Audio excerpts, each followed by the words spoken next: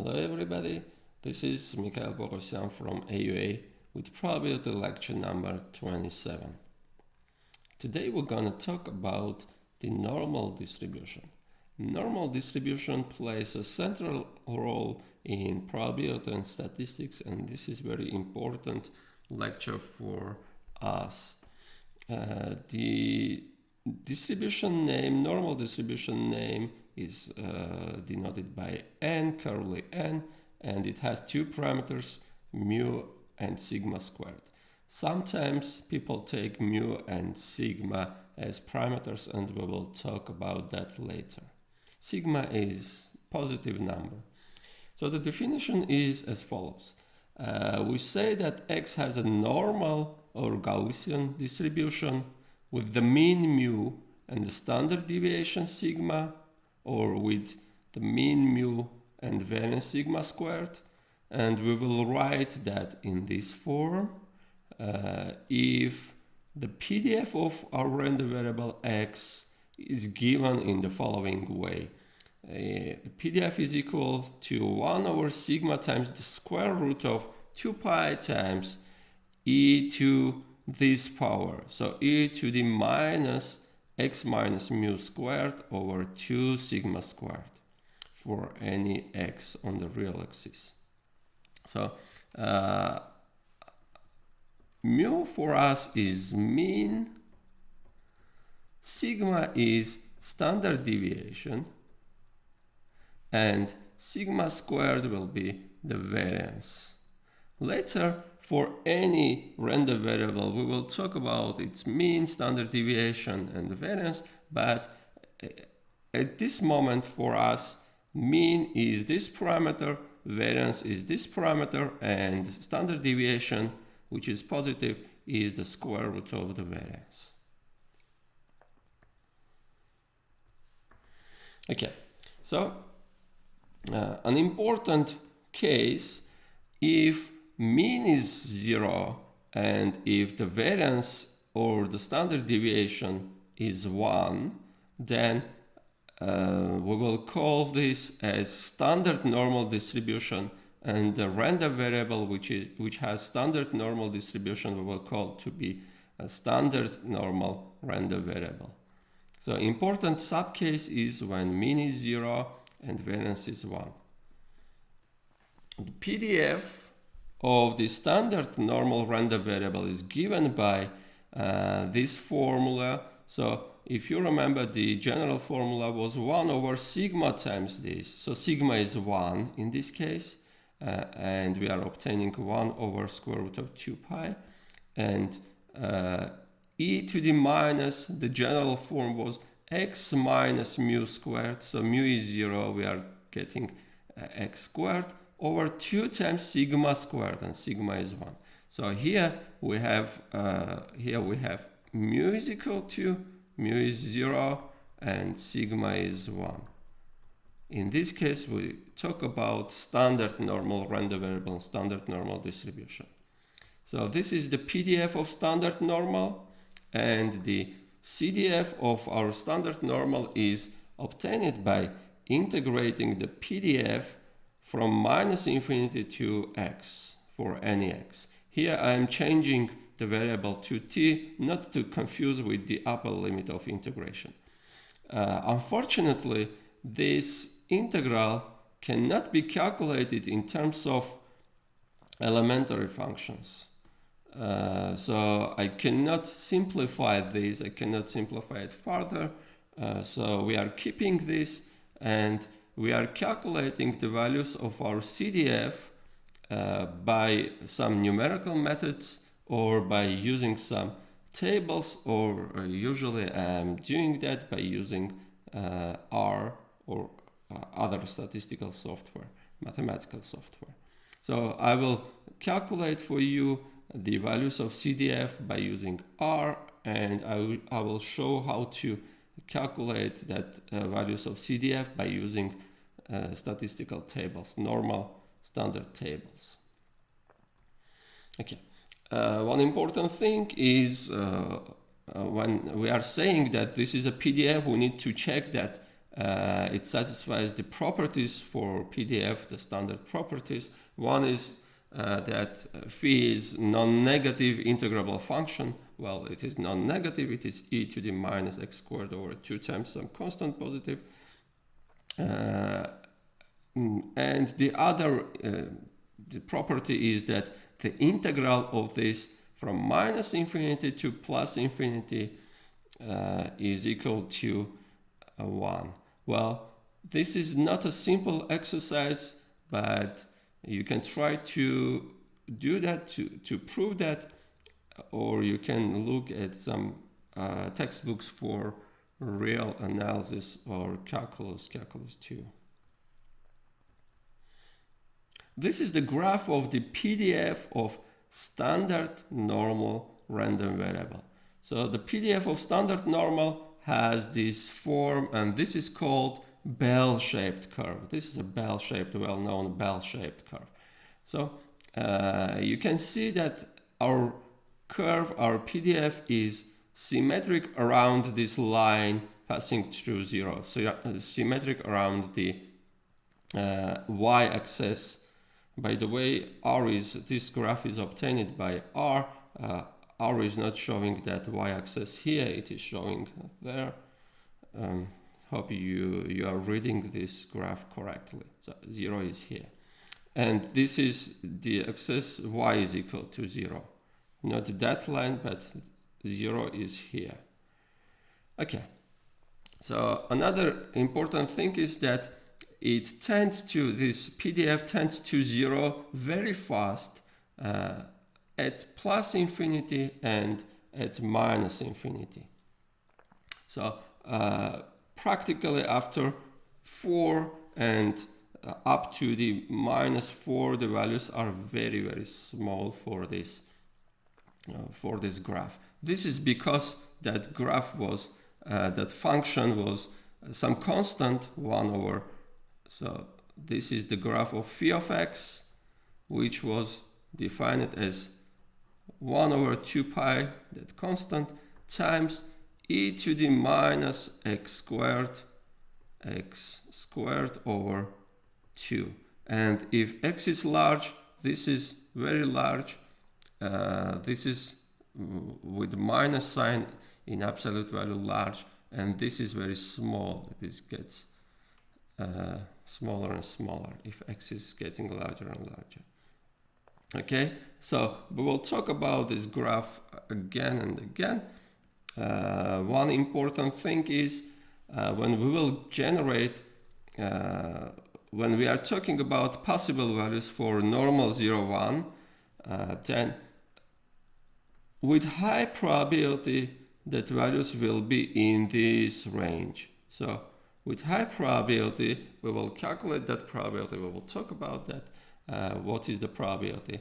But in this case, with high probability, the values of that random variable, standard normal random variable, will lie in the interval from minus 3 to 3. It is very improbable that we will get values larger than 3 or less than minus 3. So most of the values will be in this interval minus 3 to 3. Because this area under the curve over that interval, so let me just separate that, mark that area.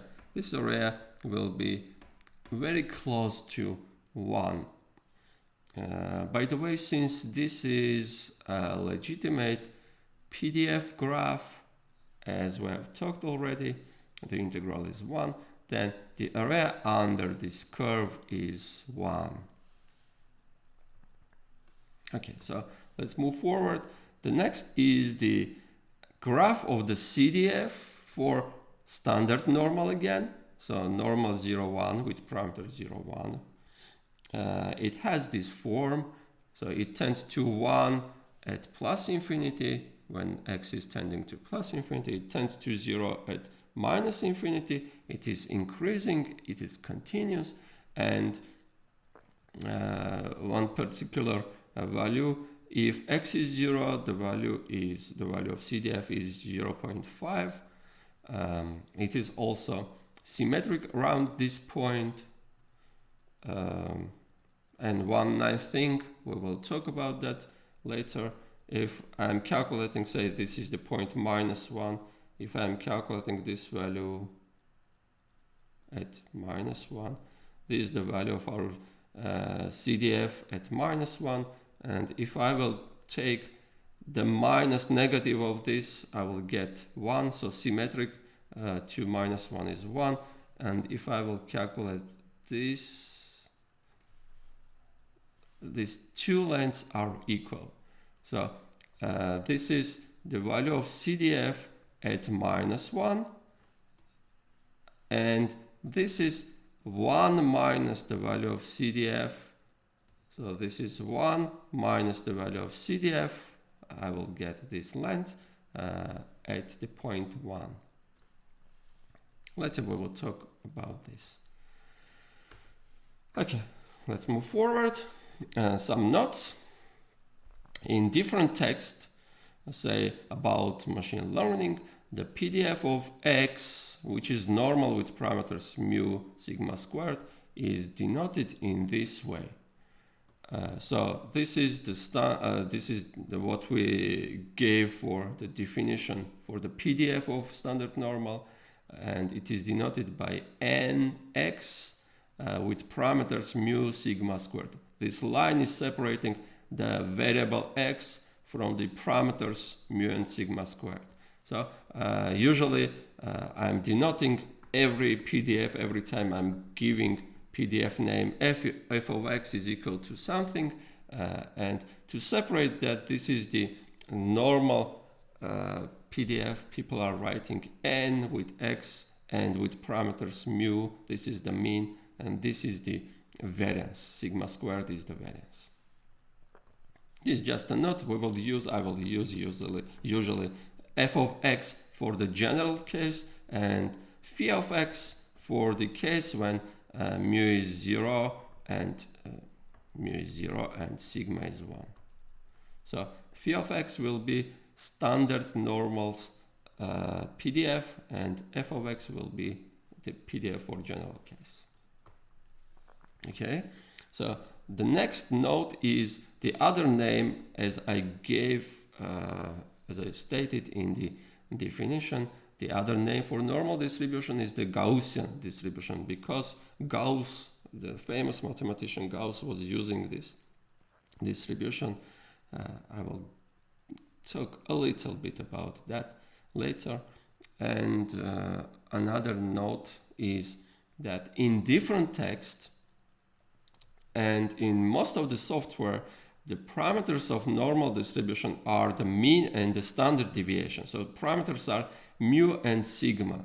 People are using this form in some textbooks and in software. So we will write normal mu sigma squared form. So one example, when we will write x is normal with parameters 3, 4, this means that this 3 is our mu, our mean. Mean is 3, and 4 is the variance. So variance is sigma squared. Sigma squared is 4. And the standard deviation in that case will be 2. So if I will give you this and I will ask you to generate some random numbers from this, in R you need to use mean is 3 and standard deviation is 2. So this is important that I will use in our lectures normal mu sigma squared notation, not mu sigma. But please be aware that software are using this, and in some textbooks you will see this kind of notation. Now, an example. So assume x is normal with parameters -4, 4. So I'm reading in this way also. X is normal with mean -4 and variance 4. So find the mean of x. So easy. The mean is -4. Find the variance of x. So variance is sigma squared, which is in our case this. So variance is 4. And find the standard deviation of x, and the standard deviation is sigma, which is 2. Recall that sigma is positive, so when I'm solving this, I'm taking only the positive root. Okay, so maybe it is better to write, it will be better for me to write in this form for 2 squared. So this is to state that I'm writing here the variance. This is the variance and this 2 is the standard deviation. Okay. So let's move forward. Now I want to show the parameters of normal mu sigma squared on the graph of PDF. So this is the PDF of normal normal with mu and sigma squared, that parameters. This is the PDF. So it has again a bell shape. Mu is the symmetry axis of this graph of the PDF. So if we will take the line x is equal to mu, this vertical line passing through x is equal to mu, then our graph will be symmetric around that. In particular, this area left to this red curve under the graph of our PDF will be half of the total area, and we know that total area is 1. So this area, let me just try to mark that, this area is equal to 0.5. That means that the probability that my random variable, which is normal with parameters mu sigma squared, that the probability that our random variable is less or equal than mu will be 0.5. So probability that x is less or equal than mu is 0.5, and the probability that it is larger or equal than mu is again 0.5. Here x is normal with that parameters mu and sigma squared. Okay. So this is about the symmetry around the axis, x is equal to mu of our PDF. So mu is the symmetry axis for the graph of the PDF. Now let's talk about sigma, how to show that sigma on this graph. Sorry. Yeah. Again, this is our graph, and it is important that this graph has 2 inflection points. So inflection points. One inflection point is this mu minus sigma, and the other inflection point is mu plus sigma. So what is an inflection point? Let me just recall. Assume we have a graph of this form. So of the following form, say it is convex up to some point, then concave. So it is changing in concavity. So say this is the point where our graph is changing from being convex to concave, or it is something like this. So it is concave, then it becomes convex.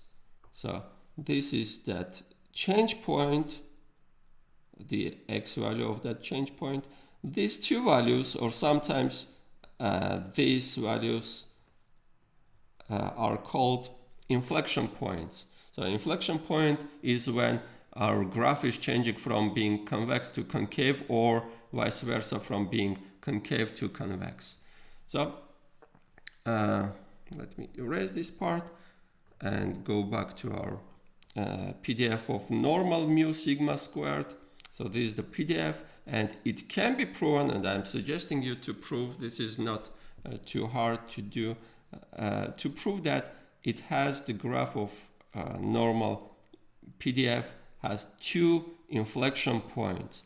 One is at mu minus sigma, and the other one is at mu plus sigma. And I'm showing on the graph that 2 points. And if I will continue, the next graph is, so 2 sigma is the distance between that two inflection points. So this distance is 2 sigma. So sigma is showing, sigma is half the distance between that inflection points. So you can see that our graph is convex up to this point, and that then it is changing to being concave up to this point, and then it is changing to being convex again.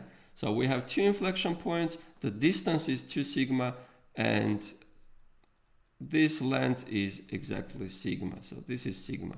Sigma is half the distance between that inflection points. Not so easy to visualize, not so easy to see, but I will give some examples later. This is about how to find sigma, how to visualize sigma on the graph of PDF. Okay, so let's compare several PDF graphs. So first, what I'm giving 3 normal distributions PDFs, but I'm keeping constant the standard deviation. So standard deviation in all these cases is 1, but I'm changing the values of mu. Mu is -1 here, mu is 0 here, and mu is 2 here. So for the first, the graph of the first is in red. So you can see that this line passing through -1 is its symmetry axis. So our graph, PDF graph, is symmetric around this value. The red curve is symmetric around that. Okay. The second one, the green one, is for normal 0, 1 standard normal. It is symmetric around 0, and the next one is symmetric around 2. And you can see that the graphs are just the shifted versions of each other. So later we will talk about that, how to do transform to shift normal random variables from some point to other point. Okay, so the next one is I'm keeping constant the mean.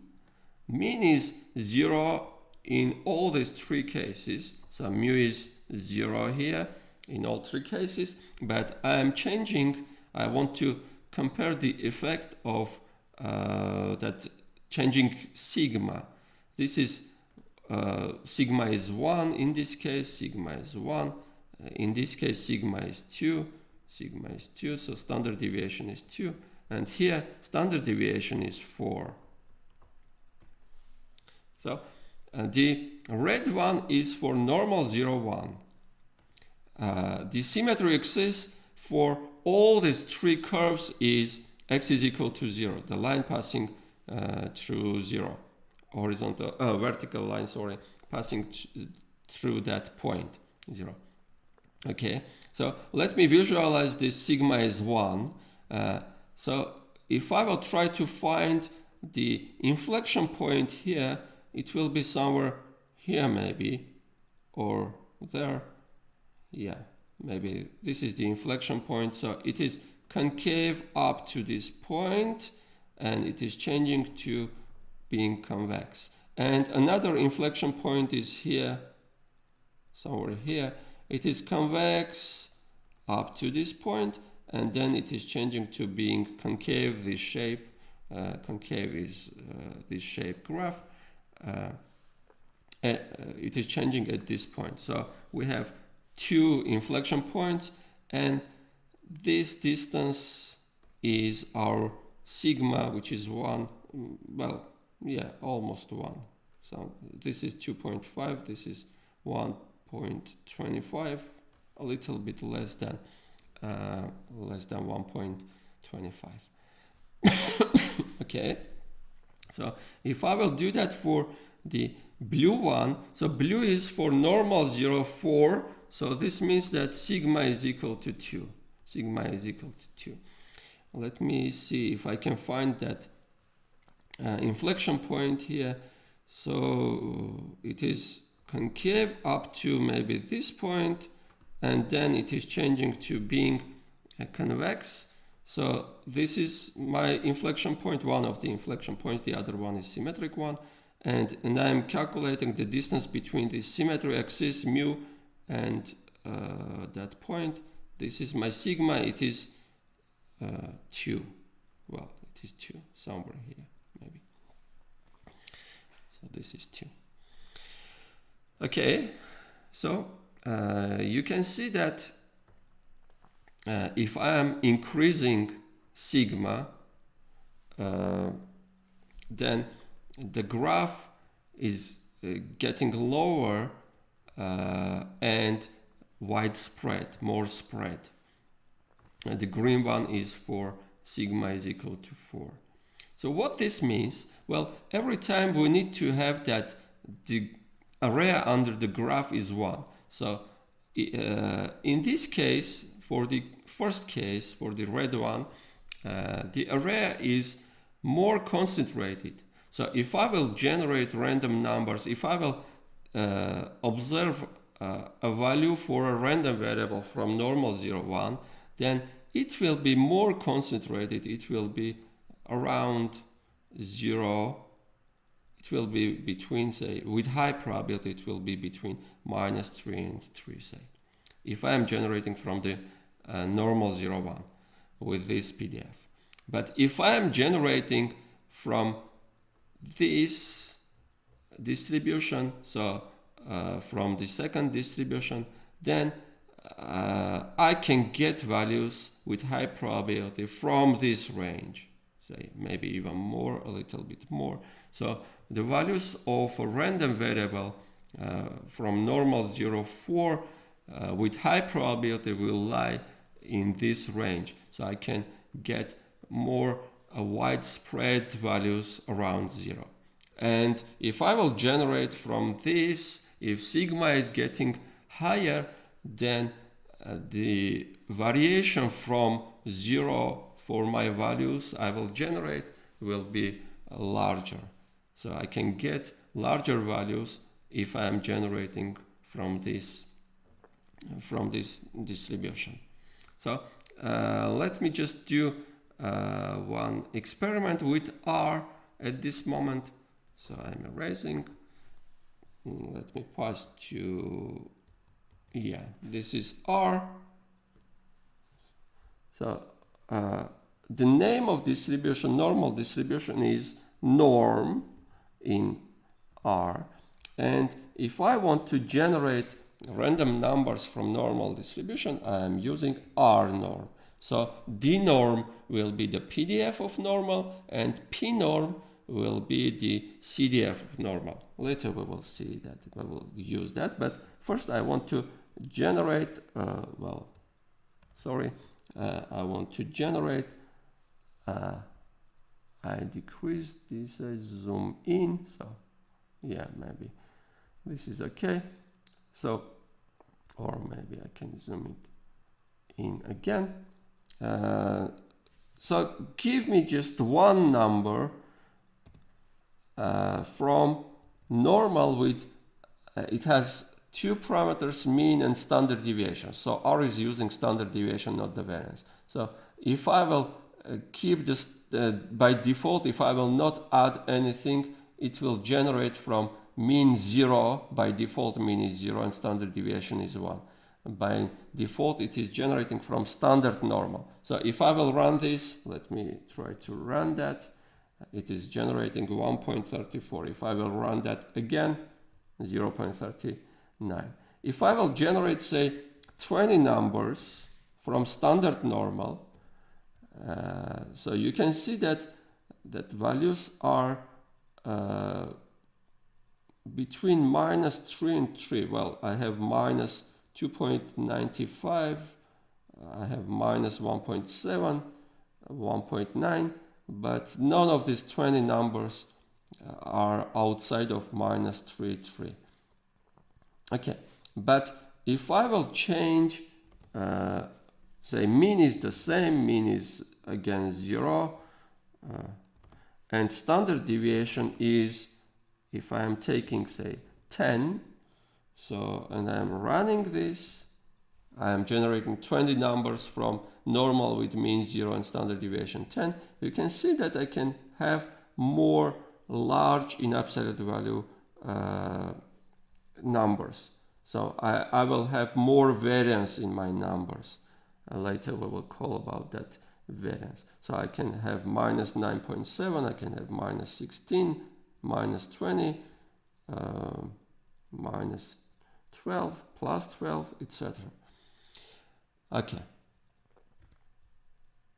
So going back to our slides, this was the effect of changing the standard deviation.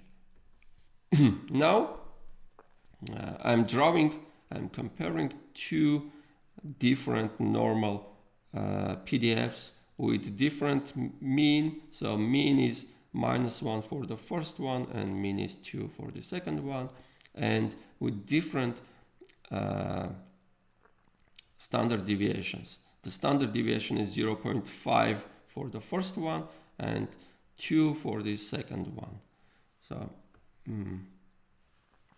if I will generate the random variable values from normal -1, 0.5 squared, so if I have a random variable from distributed like normal with -1 and 0.5 squared, then the values will be here around -1.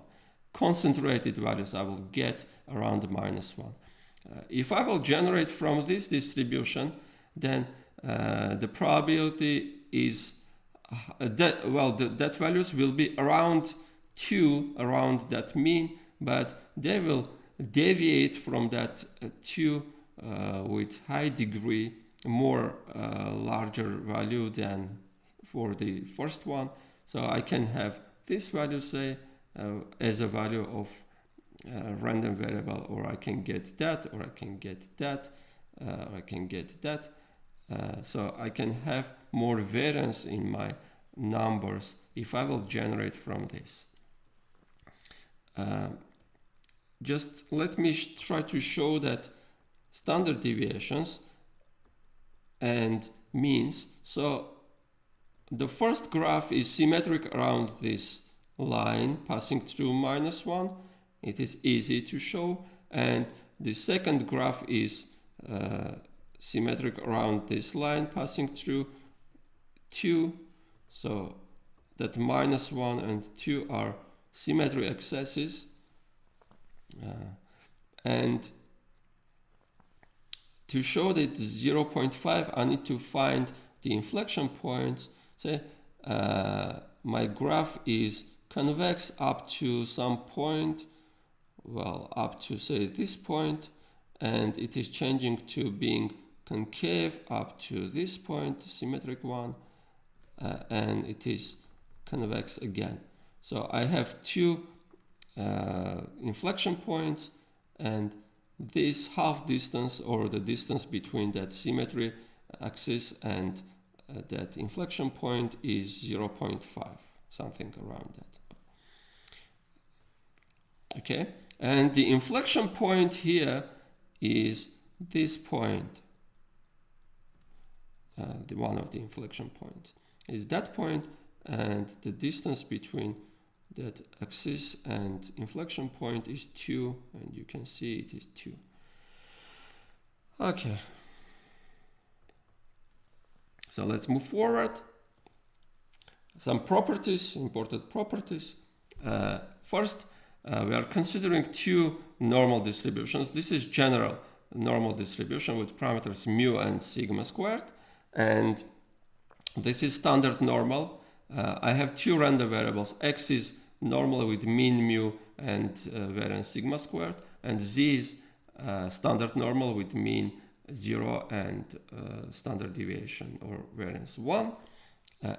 Small f is the PDF of this random variable. Capital F is its CDF. Small phi is the PDF of standard normal, and capital phi is the CDF of standard normal again.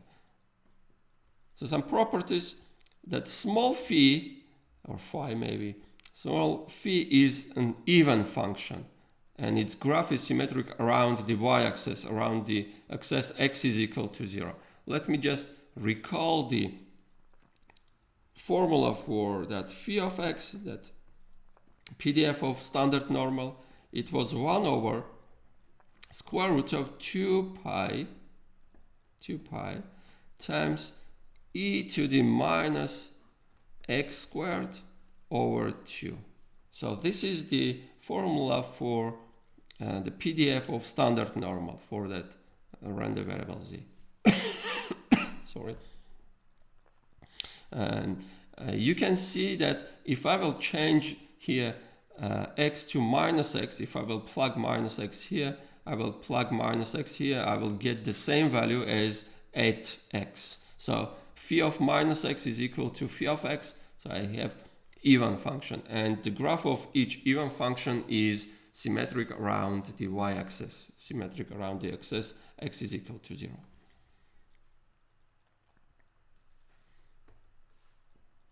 Okay, the maximum point of phi is 0, and the maximum value is at 0, and the maximum value is 1 over the square root of 2 pi. This is very easy. The graph was the bell-shaped curve.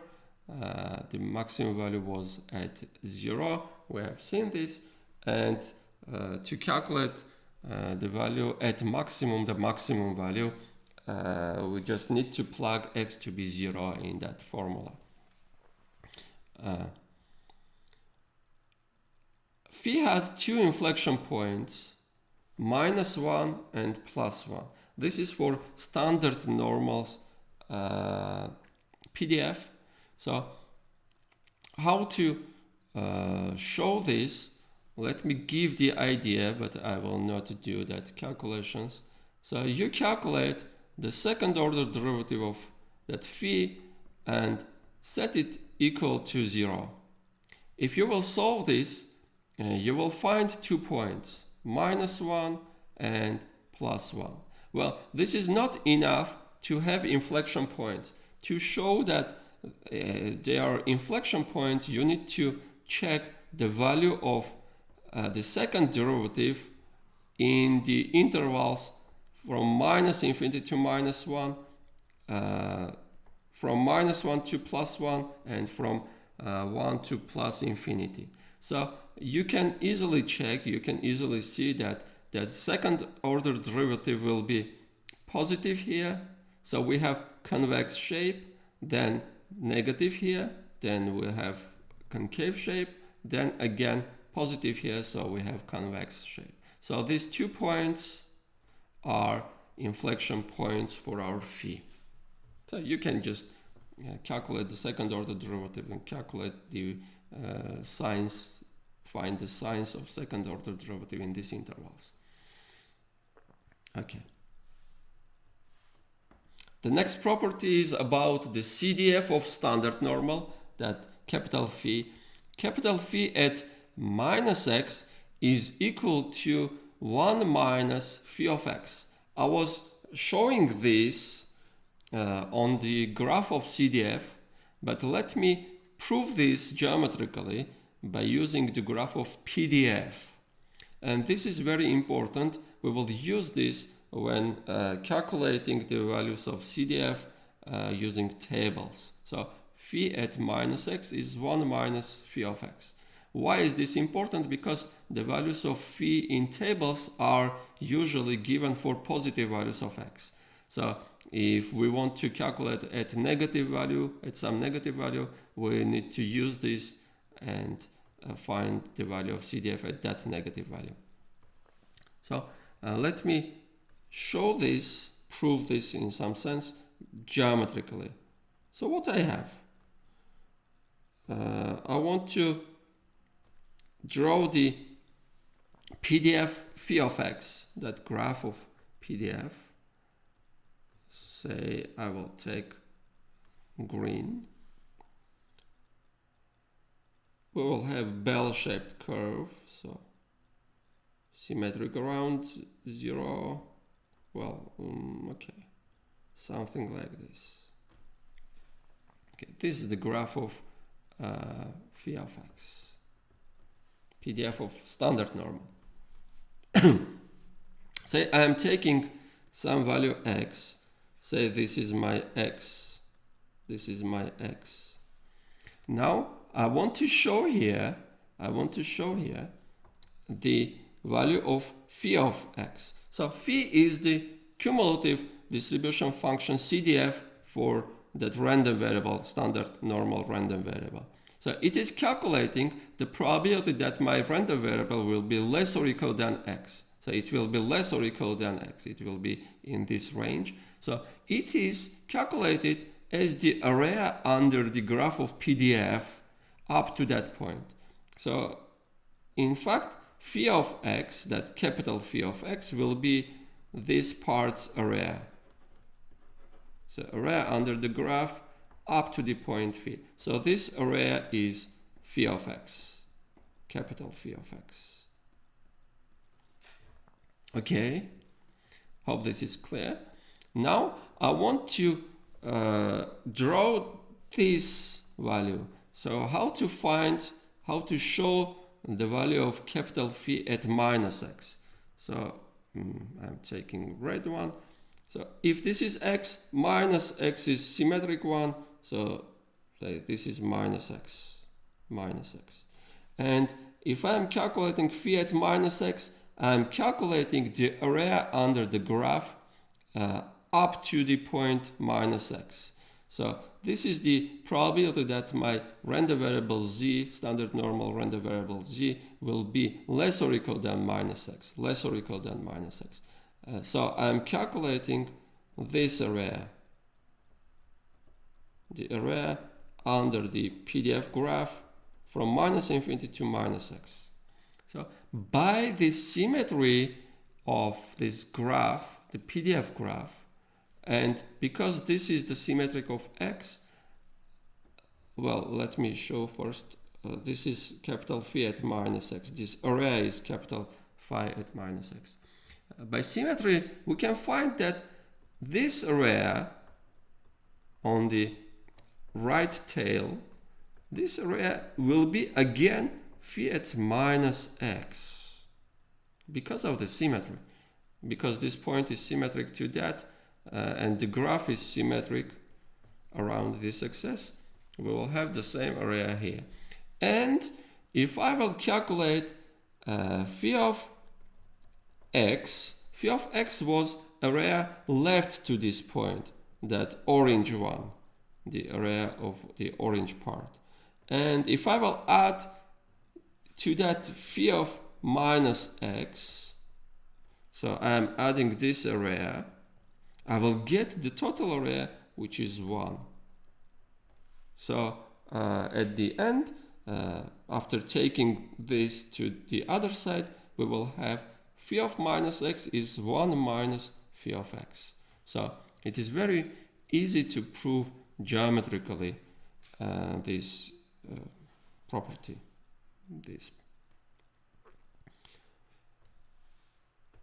property for calculating the value of CDF at negative values at minus x. Okay, and now about this, all 4 properties were about standard normal. So what about the general normal? The PDF of general normal is symmetric around the line passing through the point mu mean. And the maximum point of that PDF is mu, the point of maximum. And the maximum value is 1 over sigma times the square root of 2 pi. So why is that? Let me just write, the PDF value. The PDF is 1 over sigma times square root of 2 pi times e to the minus x minus mu squared over 2 sigma squared. So this is the PDF. The largest value will be when x will be equal to mu, when this will be the smallest one. This is smallest one when x is mu, this is 0, this is 1, and we are left with 1 over sigma times the square root of 2 pi. And the next one is about inflection points of that phi, not phi, sorry, f, the PDF of this distribution. It has 2 inflection points. We have talked about that. The first one is mu minus sigma, and the other one is mu plus sigma, and you can prove this by calculating the second order derivative of f and doing the same steps as I was explaining for this case. Okay, so an example. So x is normal with mean -1 and variance 3. So I am writing what we have.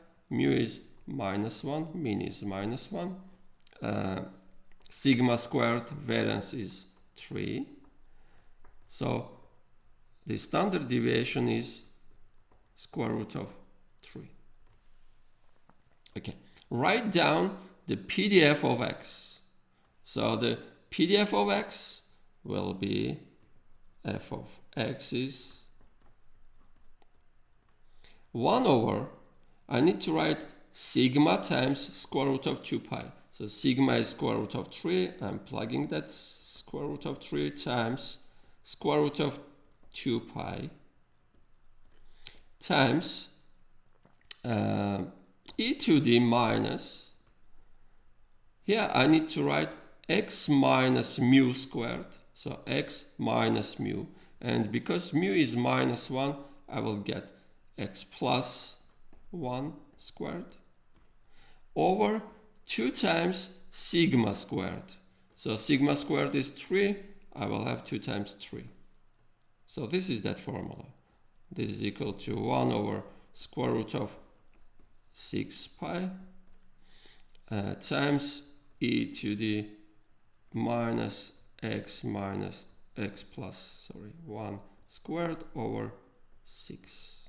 So this is the PDF for that random variable. Write down the Cdf of x. Well, Cdf is obtained by integrating this PDF from -infinity to x. So f of x, the Cdf capital F, is the integral of this. So I'm taking out this constant 1 over square root of 6 pi. The integral from -infinity to x, because I'm calculating at the point x, I need to integrate from -infinity to that point x. And here I'm writing this function. Well, I'm changing this x to t because x is used here already. So minus t plus 1 squared. T plus, sorry, I forgot to write that one. T plus 1 squared over 6 and dt. So I cannot calculate this integral. I cannot express this in terms of elementary functions and elementary operations. So I'm just leaving like this. This is the PDF. This is the Cdf for our random variable. So next is plot approximately by hand the PDF of X. Then do that in R and also plot the Cdf of X using R. So first let me try to plot approximately by hand the PDF, the graph of this function. So I know that that function is symmetric around that mu, the line passing through mu. So first the symmetry axis is at -1, so this is -1.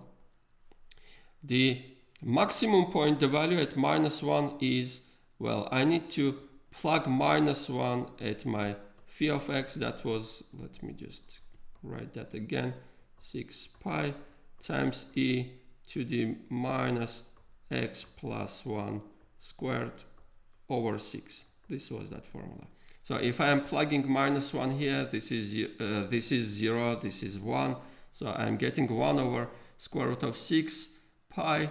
I'm taking pi as approximately as 3. This is 18. I'm taking 16, almost 16, a little bit larger than 16. So this is a little bit larger than 4. So the value will be a little bit less than 1 over 4. Say this is 1 over 4, somewhere here. I'm not keeping the scale here and here. So this is a little bit less than 1 over 4, 0.25. This is 1 over that square root of 6 pi. Okay, so I need to have this kind of shape. Another thing is that I can find the inflection points. So one of the inflection points will be that mu plus sigma. The other one will be mu minus sigma. Mu is -1, so -1 plus minus sigma is square root of 3, square root of 3. Say one of the inflection points is -1 plus square root of 3. Square root of 3 is almost 1.7. This will give 0.7. So I have, say this is 0.7. My inflection point is here. So the other one will be symmetric to this, around -1. So somewhere here. So what I will have, my graph is increasing and it is convex up to this point. It is from -infinity very close. At -infinity it tends to 0, so it is increasing very slowly and it is convex, and then changes to concave, increases then decreases. It is concave up to this point, then it changes concavity. It is already convex and it tends to 0 at plus infinity. So something like this. This will be the PDF of X by hand. Okay, so let me do these graphs in R. So this is our R. Okay, I'm changing this. So first I want to have the PDF graph. So PDF was D norm, but because I want to plot a graph, I'm taking some points on the real axis. So I will draw the graph for sequence from say -5 to 4 by 0.01. So I'm making a mesh with small size on the real line. So at every point t is a vector of size 901 with points -5, starting with -5, and with it is moving towards 4 with step size 0.01. And I want to calculate at every point t the value of my PDF. So let y will be the vector of values of PDF. PDF is d norm for normal distribution, so d norm.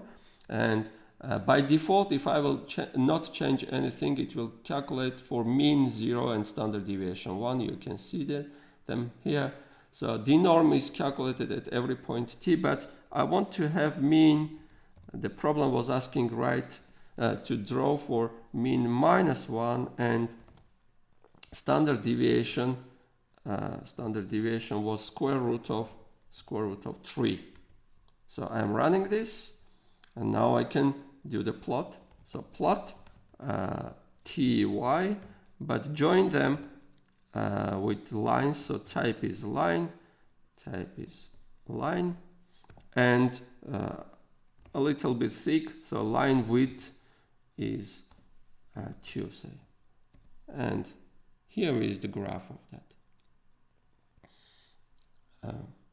Well, let me take symmetric interval.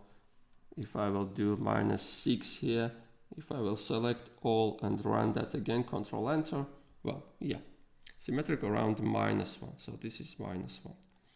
Okay, this is the graph of PDF. Now, if I want to have the graph of CDF, I'm just changing the CDF function is pnorm for normal CDF, and I'm running everything else. Everything, I'm running everything. So this is the the graph of CDF for that normal distribution, if it will be shown. Yeah, this is the graph of CDF for normal -1 and 3, variance 3. Okay, so let's move back to our slides. So important property, another important property, I've talked about that a little bit. So if X is normal with parameters mu sigma squared, then the probability that X will be in the interval mu minus sigma and mu plus sigma, this probability is approximately 0.68. The probability that X will be in the interval mu minus 2 sigma and mu plus 2 sigma is 0.95 almost. And the probability that X will be in the interval mu minus 3 sigma and mu plus 3 sigma is almost 0.997. So how we are reading this? So the probability that X will be more than X will be less than 1 standard deviations away from the mean. So 1 standard deviation is 1 times sigma. It will be less than 1 standard deviations away from the mean, from mu, is 0.68. So 2 standard deviations, less than 2 standard deviations away from mu is this much, and the probability that X will be less than 3 standard deviations away from mu is 0.997. So what this means, the probability, this means also that the probability that X will be more than 3 standard deviations away from its mean is less than 0.003. So I have very small chances, very small probability that X will be more than 3 sigma away from its mean. So the probability that X will take values far from mu more than that 3 sigma is very small. So X is very much concentrated around that mu. This is called 3 sigma rule, or 68, 95, 99.7 rule. You will find it that way in the media. Another important thing this is used in statistics. So this area, or this probability, was 0.954954. If I want to have 0.95, then we will have something around 1.96 standard deviations away from mu. So the probability that X is less than 1.96 standard deviations away from its mean is 0.95. And we will use this number 1.96 in statistics. This is important for us. So this is important for statistics. So if I am modeling some quantity by using normal distribution, then I am 95% sure that its values are within 1.96 standard deviations from the mean. So the chances that I will have the values of x outside of this interval are just 5%. Okay, this is that 3 sigma rule graphically. So the probability that x is between mu minus sigma, mu plus sigma is 0.68. That means that the area under the graph of PDF, this is the PDF of normal mu sigma squared, the area under the graph in this region over this interval mu minus sigma, mu plus sigma is almost 0.68. And the area under the graph from mu minus 2 sigma to mu plus 2 sigma is 0.95, almost 0.95. So the probability that my x will be in this range between mu minus 2 sigma and mu plus sigma is almost 0.95. And finally, the probability that x will be from mu minus 3 sigma and mu plus 3 sigma is the area under the graph from minus the mu minus 3 sigma to mu plus 3 sigma, and this area almost fills the total area. So this is 0.997. So the area of the rest is less than 0.003. So we have very small chances that my x will be here or here.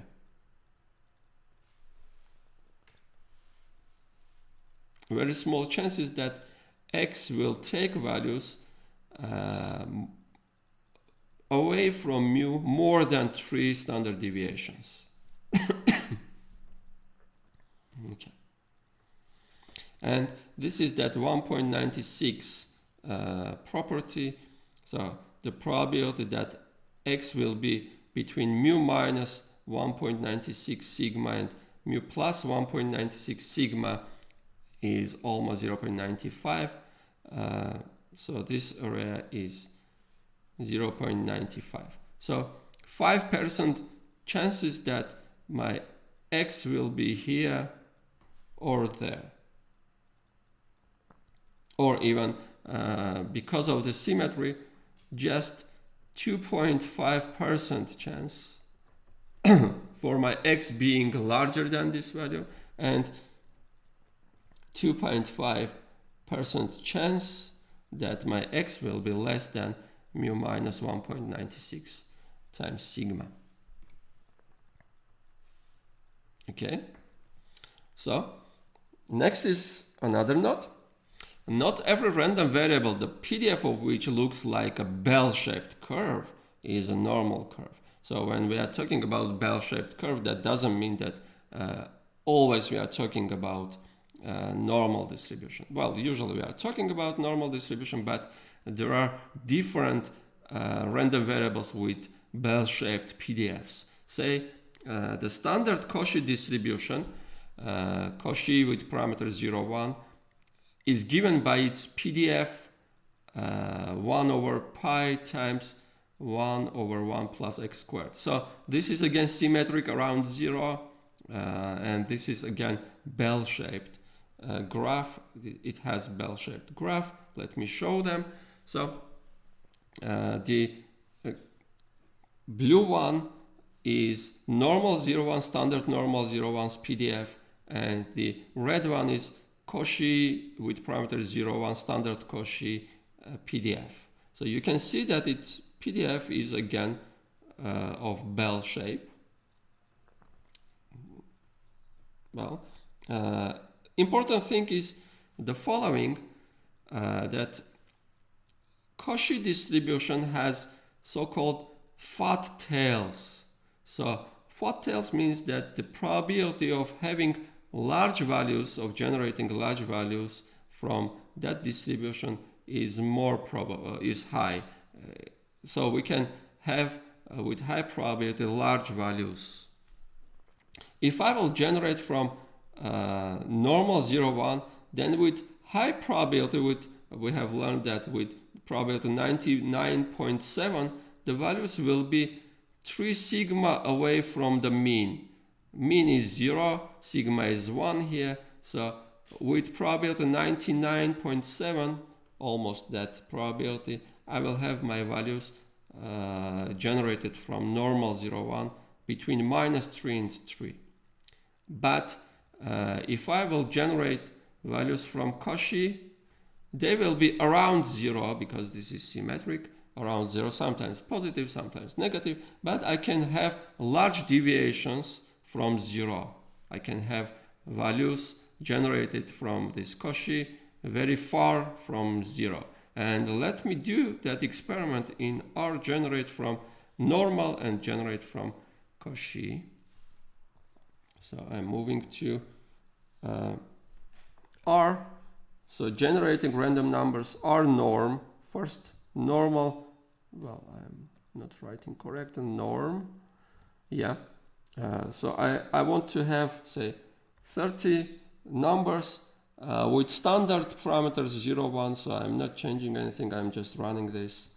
So I have this kind of values, generated values. So you can see -2.3, -2.4, 1.4, yeah. So all values here generated here are between -3 and 3. If I will run that again, maybe sometimes I will have some points that are outside of that -3, 3. No value here. Now what I want to do, I want to generate from Cauchy.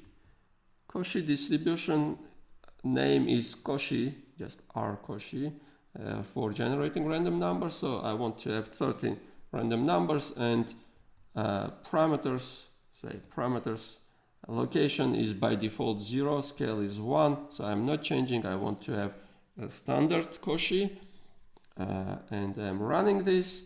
So I have these values.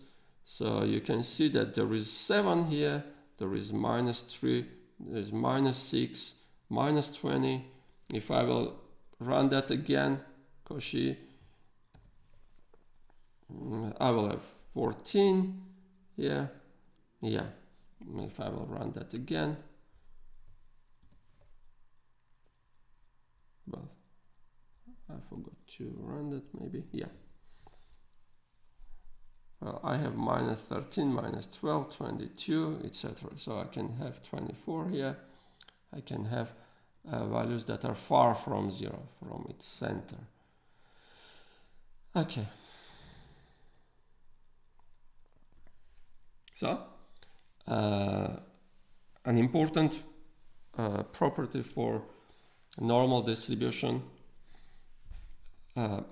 Assume X is normal with parameters mu and sigma squared. Then if I will calculate the values of X minus mu, so mu is the mean of that X, and I'm taking that mean out of that X. And I'm denoting this new random variable, this is new random variable by Y. So the distribution of this mu will be normal with parameters 0 and sigma squared. 0 and sigma squared. So I'm just, when I am taking out that mu, I'm just shifting my distribution from mu, from the center mu to center 0.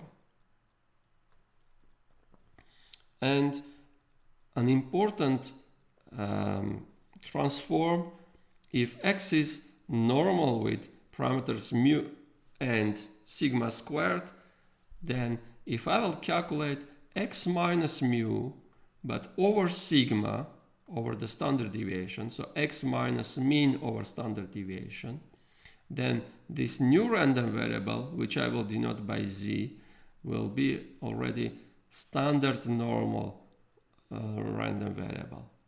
So Z will be standard normal random variable. So I can obtain out of any normal random variable a standard normal random variable. And this is very important. This transform is called standardization. So standardization means to calculate x minus its mean over the standard deviation. And sometimes this is called normalization, but I prefer standardization. Okay, we will talk about this transform.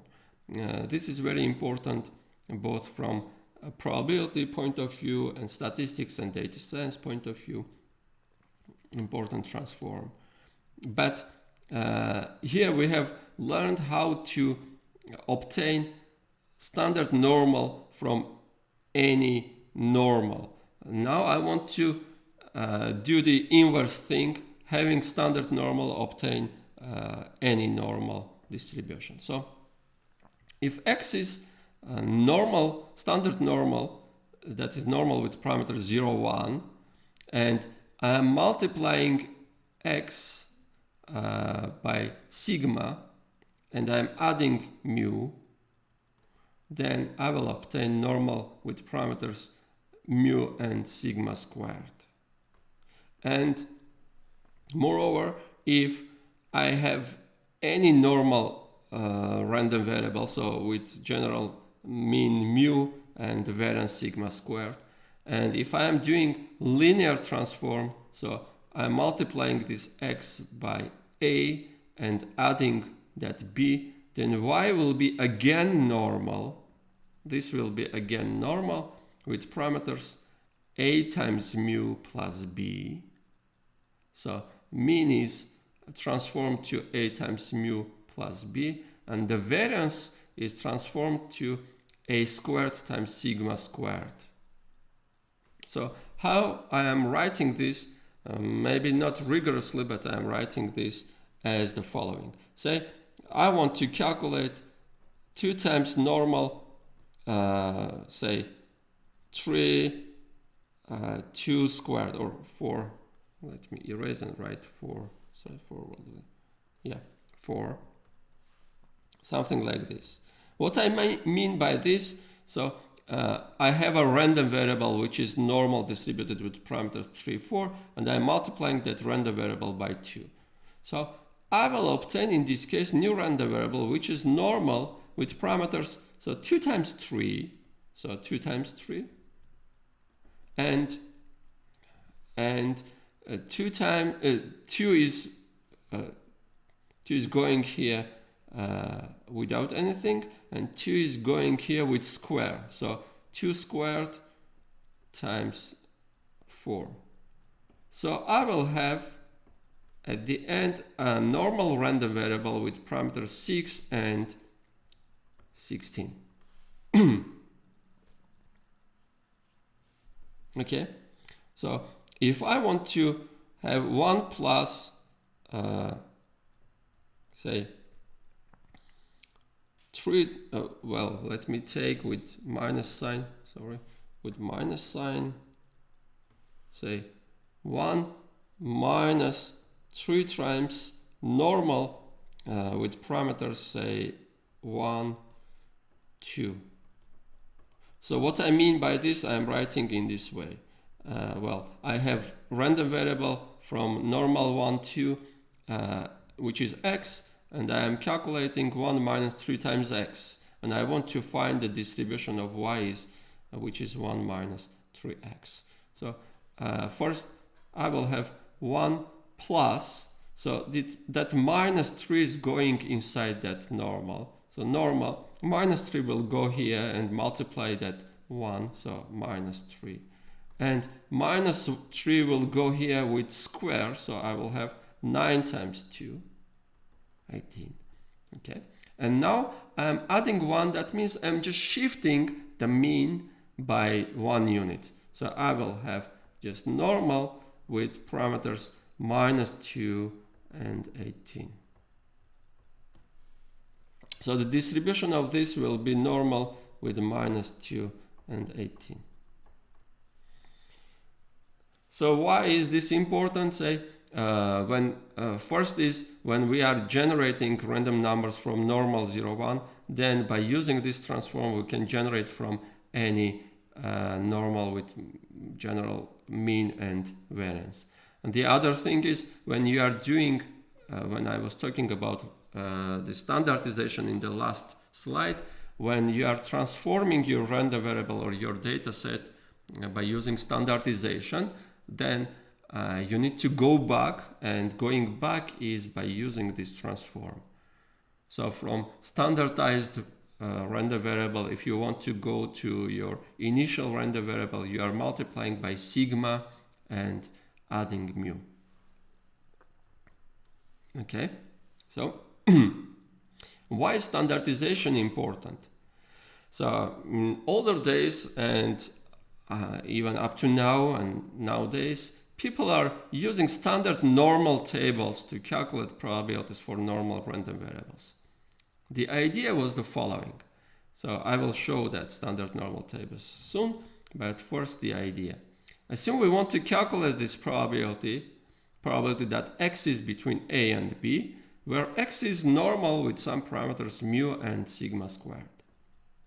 So we standardize x in the following way. So our aim was to calculate this probability. I'm taking out from all sides that mu, so I'm calculating a minus mu, x minus mu, b minus mu. So this is the same as the previous one. Now I am dividing by standard deviation. Because standard deviation is positive, I will not change the inequality signs. So I am getting this. So this is equivalent to the first initial probability.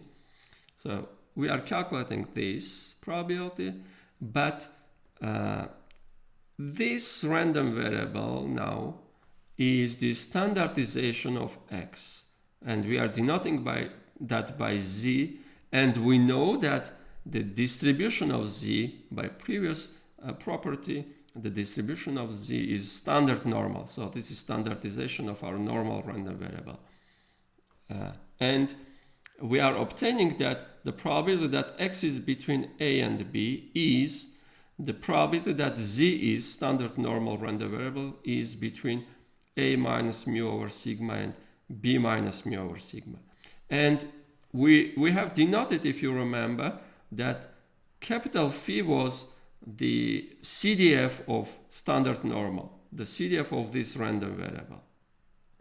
Now, having that Cdf, I can calculate this probability, and that will be Cdf at this point minus the Cdf at that point. So what people were doing, we have a table for values of Phi, and if you remember, we have this formula for negative values, 1 minus Phi of x. Of course, this is not for, when I am writing minus x, that doesn't mean that this is negative. Well, x can be minus 3 and I can have positive, but important thing is that having the values of Phi at positive values, we can calculate the values of Phi at negative values.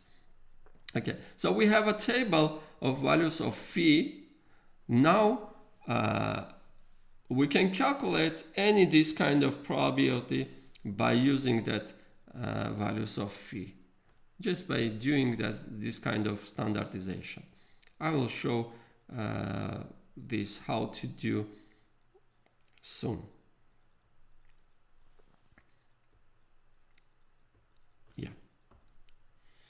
Another important application is in statistics. That standardization is used very much in statistics. Say we assume that our data is coming from normal distribution with mean mu and standard deviation sigma. So our data is generated from normal mu sigma squared. Assume we have a data point observation, some value small x, supposedly from our distribution. Then we calculate the z-score, which is x minus mu, so I'm standardizing that, x minus mu over sigma. So I have that mu, I have sigma, I'm calculating, I have that x, I'm calculating this z. If, say, z is larger in absolute value than 1.96, then we can, with 95% confidence, say that this observation is not from our distribution. So the chances that z will be larger than 1.96 were small. The chance that the value of random variable from normal mu sigma squared will satisfy this was only 5%. So with 95% confidence, we can say that our data point is not from normal distribution. Now, why I am writing small x? Because small x is not a random variable, it is supposedly the value of our random variable capital X, some possible value for that. And here I am using mu and sigma, assuming that I know their values, so I can calculate this. But in general, we do not have that values. Sorry. So we do not have that values, and in that case, we are taking their estimates, and we will talk about that estimates in our statistics course. And the third important application is in data science, in data preprocessing. If we have some data set or data sets of numbers, say x1, x2, etc., we have different observations with different features. For each feature, we have different values. And in many cases, we want to normalize them to bring to common interval. So you want to compare the effect of that numbers on something, or you want not to allow your program to ignore some part of your data. So you have some very large numbers for one feature and very small numbers for another one, and your program can just neglect that small number. So what I am talking about, maybe I will give an example. Say I have this kind of data set. Say this is person, this is height, this is weight, this is salary, person one, person number one, height is 160, well, maybe in meters, in kilograms, in Armenian drams, say 1.6, weight is 80, 300,000, say, Armenian drams. Here, person 2, 1.75, 65, 450,000, etc.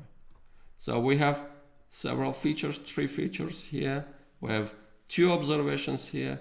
Well, the scale of this and the scale of that are not the same. And if you are using some analysis, maybe these numbers will suppress that number. So your program can just neglect these values or that values compared to that. So we are using that standardization. So we want to bring to the same scale to prevent that kind of things. So normalization, bringing to the same scale, can be done in various ways. Say I'm giving 2 standard ways. One is to bring that numbers to 0, 1. You are just calculating the minimum of that all your numbers. You are calculating maximum of your numbers, and for each number you are calculating xi minus that minimum over maximum minus minimum. So this is fixed, this is fixed, this is fixed. For any xi you are calculating this and you are obtaining yi. And this is these numbers will be between 0 and 1. This is one of the normalization methods, and the other one is that standardization we're talking about. So you are calculating xi minus mu over sigma, where mu is the theoretical mean or estimated mean if you do not know, and usually we are taking estimated mean, and sigma is the theoretical standard deviation, or usually we are taking the estimated standard deviation for your data set X. So you are transforming in this way, you are obtaining some numbers around 0, not too far from 0. You are working with that numbers and going back, so you can calculate, you are working with Zi, then going back to Xi will be in the following form. So you are multiplying the results by sigma and then adding mu. Okay. Now examples. So the next example is the following. Assume X is normal with parameters 3, 10. So I'm writing what we have. Mu is 3. Sigma squared is 10. And sigma is square root of 10. Okay. Standardize X. So I will calculate Z, which is X minus mu, so X minus mu, over the standard deviation square root of 10. So this is my standardization or standardized version of X, Z. What is the distribution of that standardized random variable? So we know that Z is normal with parameter 0, 1. So this is standard normal random variable. That is why it is called standardization. So Z is standard normal. By the way, if X is not normal, this can be not normal. Well, we are talking about normal random variables X. Okay. So express this probability with X in terms of a probability with standard normal with this Z, and expressed in terms of the Cdf of that phi, Cdf of standard normal random variable. Then calculate by using tables and R. So first let us do that part C, and I'm erasing everything and starting calculating this probability. So what I'm doing, I just want to standardize. Standardizing means I need to take out the mean here and divide by standard deviation. And I need to do the same thing on every side of this inequality. So first taking out, well, I can do in one step, but I am doing in 2 steps. Taking out the mean, so X minus 3, 10 minus 3. So this is equivalent to that. I'm not changing anything. I'm just taking out that. Now I need to divide by that standard deviation, which was square root of 10. So I'm writing in this way, minus 2 minus 3 over square root of 10 is less or equal than X minus 3 over square root of 10. And this is less than 10 minus 3 over square root of 10. Now I'm writing in this way. So Z, I'm denoting by Z.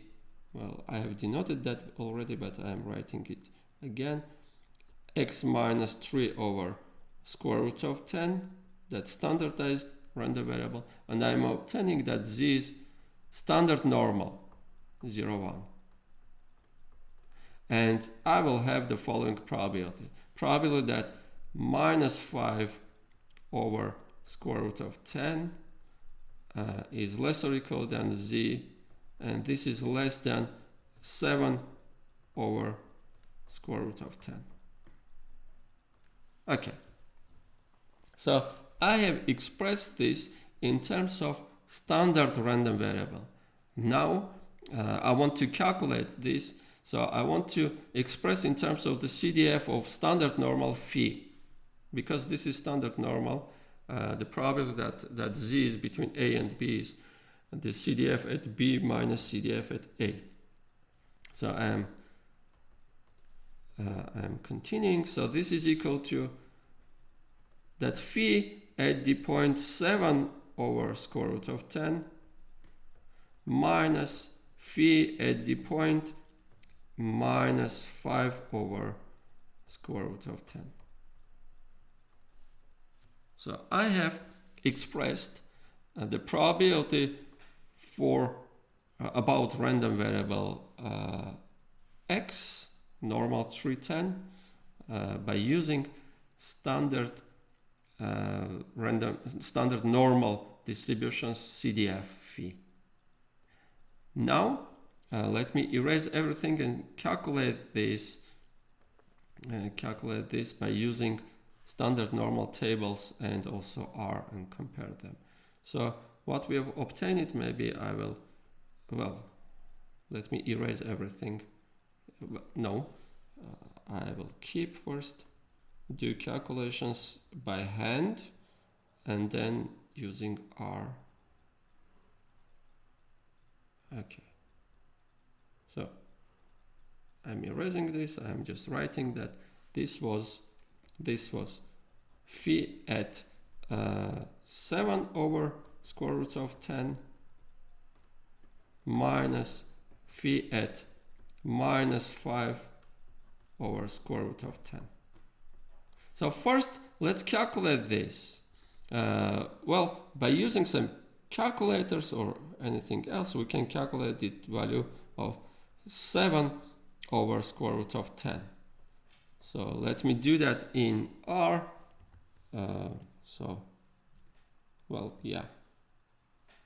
Let me change to another view, not to have that in the screen, on the screen. So 7 over square root of 10. Well, this is 2.21. Yeah, 2.21.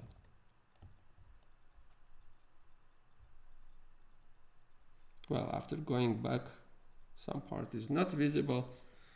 So this is 7 square root of 10. This is almost 2.21. So I need to calculate the value of my standard normal CDF at 2.21.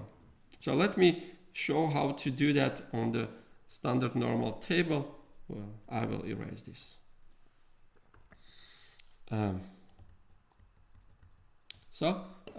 This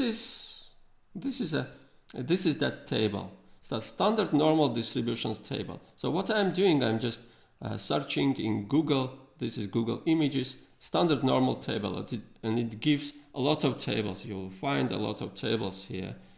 I hope all of them are correct. Well, almost every statistical book at the end contains these tables because they are very important for calculations. But nowadays we are using some software to calculate that numbers, and I'm not using the tables, but I want to show how to calculate by using tables. Okay, so please be aware, one important thing, that there are different standard normal tables, and you need to find some graph showing or some line saying what is given by that table. So what I mean by that, you can see some graphs here. So this is left tail normal table, standard normal table. So these numbers are calculating the probability of taking values less or equal than some particular value x. So left tail. But you can see here we have not the left tail, but the probability from 0 to some point. From 0 to some point. And sometimes, well, I have here, sometimes you will find right tail probabilities. Say in some textbooks, you will find given the probability that x is larger than some value. Not less than value, not the left tail probability, but right tail probability. So always look somewhere at the table to see what is calculating that table. So in my case, it is written here that table values represent area to the left to the z-score. So in this case, it is calculating. Let me try to write here. Sorry, yeah. So this table gives, this is standard normal PDF. If this is X, it is giving, well, the probability that my render variable will be less, standard normal render variable will take values less or equal than X. That is, it is giving this area under the standard normal render variable. So this is area to the left to z-score. Okay. So how to read this? Well, our problem was to calculate phi at the point almost 2.21. So first I am finding 2.2 here, 2.2 here. So this is 2.2, and I need to have another 0.01 to add to 2.21. I'm finding that 0.01 here, and this is that probability. So this probability, the value is, well, approximately 0.986. Well, 986, yeah. So we have calculated phi at the point 7 over square root of 10. Now the other part was to calculate minus 5 over square root of 10, and you cannot find any negative values here. Well, of course, sometimes you will find tables for negative values also, but usually we have only for positive values. So you are using that property for the Cdf of Standard Normal. That property was that phi at negative 5 over square root of 10 is 1 minus phi at 5 over square root of 10.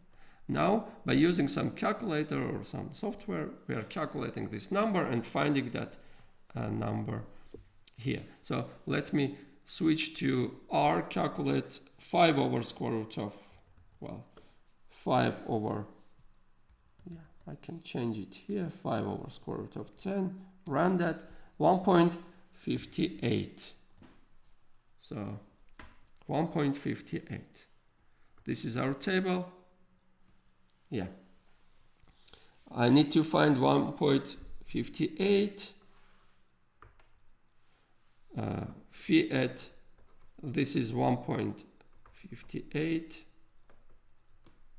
So first 1.5, I'm looking for 1.5 here. Another 0.08, 0.08 is here. So this is my number, 0.08 is here. So this is equal to, well, let me write, this is equal to 1 minus 0.94, almost that. Approximately is equal to 1 minus 94. Now, if I will erase this, recall that what we were calculating was the following. So I was calculating the probability that X is between, well, if I remember correctly, between minus 2 and 10. Was this the case? Well, let me just look, quickly look. Minus 2 and 10, yeah. Well, we express this in terms of standard normal. We have standardized that X and obtained the following. So phi at the point 7 over square root of 10, which is approximately, so this is approximately 2.21 minus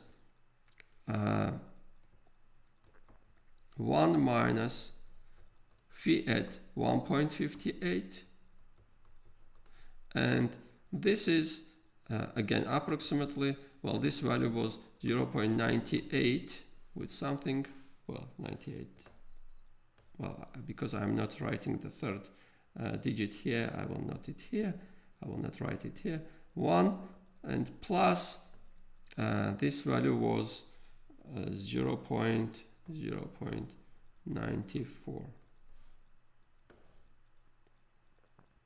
Okay, so, and I can calculate this value by using, say, R or calculator to obtain this probability. Let me do that. So 0.98, 0.94, and minus 1. Well, I'm erasing this.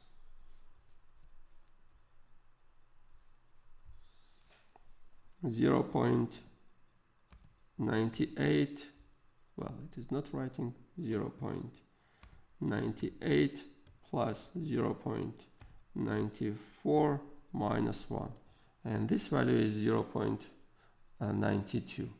So the probability that x will be between -2 and 10 is 0.92 by using that table. Now let me do that by using R.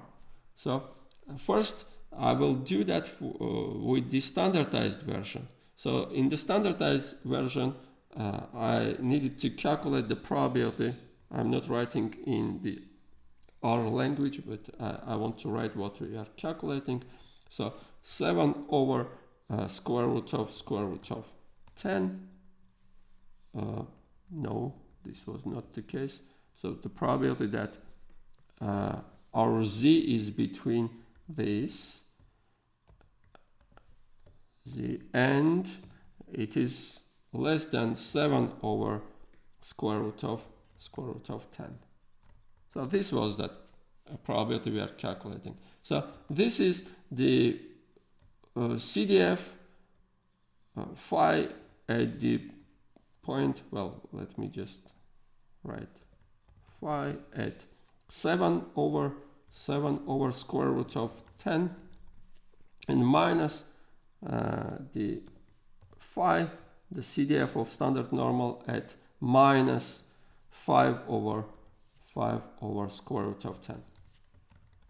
Now I will write this in the R language, so I'm making this as a comment. Very easy to calculate, so I need to calculate standard normal's CDF. So CDF is given by P norm. Because I am calculating standard normal, I am not changing the parameters. Mean is 0, standard deviation is 1. I'm just writing 7 over, I need to calculate at the point 7 over square root of 10 and minus P norm at minus 5 over square root of 10. So I'm running this and I'm getting 0.92 with something. Well, you can see that I have obtained almost the same value by using tables. Now, without standardization. So nowadays it is not important, well, when we are using software, not important to do that standardization to bring to standard normal, because we can do that in the following way. So the initial problem was to calculate the probability that x was between -2 and 10. So I'm calculating P norm at the point 10 for mean. Mean was, well, what was mean is 3 and standard deviation is square root of 10. So mean is 3, standard deviation is square root of 10. And the value of CDF at the point -2. So P norm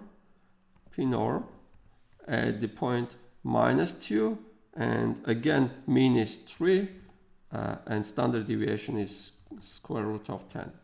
Here I'm not writing the names of that parameters, and I'm running this and you can see that I got the same value here.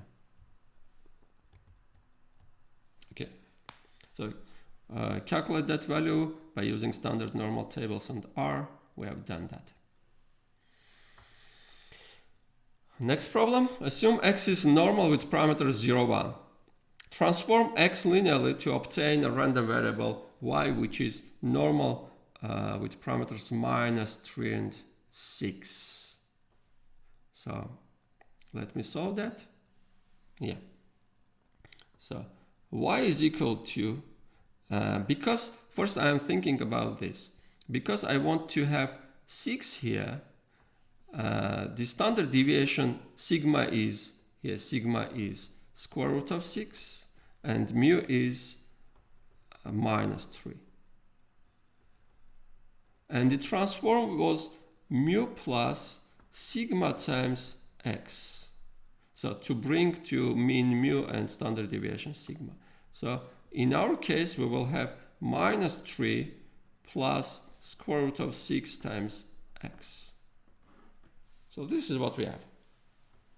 Our y will be already normal with parameters minus 3 and 6. And the second part is to generate in our 10,000 random numbers from standard normal, so from this distribution, plot their relative frequency histogram, and then add theoretical PDF of normal minus 3, 6. So what is asking? Let us go back and do that calculations. Go back to our R. I'm erasing everything here. So first, I need to generate random numbers from standard normal. So R norm, 10,000, say 10,000, and I'm keeping this in small x. Say x will be a vector of that generated random numbers. So I'm hitting Control Enter. I have x of size 10,000, some numbers generated from standard normal. Okay. Now I'm transforming this to have normal random numbers from normal with parameters. Well, the parameters were minus 3 and 6. So I'm doing that transform. That transform was calculate minus 3 mu plus sigma. Sigma was square root of 6 and times x.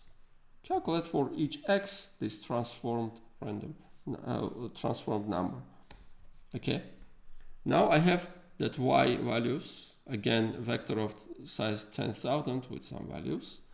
Now what I'm doing histogram. I'm drawing histogram of that values y. Let me plot that.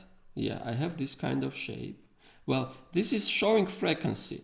What that frequency shows, so how many elements are in this range. So from minus 5 to maybe minus 4, from minus 4 to minus 3. So around 1,500 were in this range. Very few were in the range minus 10 to minus 9, etc. So this much. But this is showing the frequency number of elements. Now I want to have the relative frequency, that is the number of elements over total number of elements. So to that end, I'm just writing here probability, well, not probability, frequency. Frequency is equal to false. And if I will do that, yeah, I will have density. So the graph is almost the same, but the range is not the same. It divided the frequencies over the total frequency, 10,000. So the scale is not the same. Now I have the histogram, how many elements, the percentage, not how many, but in this case I have percentage of numbers in this range, percentage of numbers in that range. The percentage is a little bit larger than 15%. I have many elements in this interval, etc.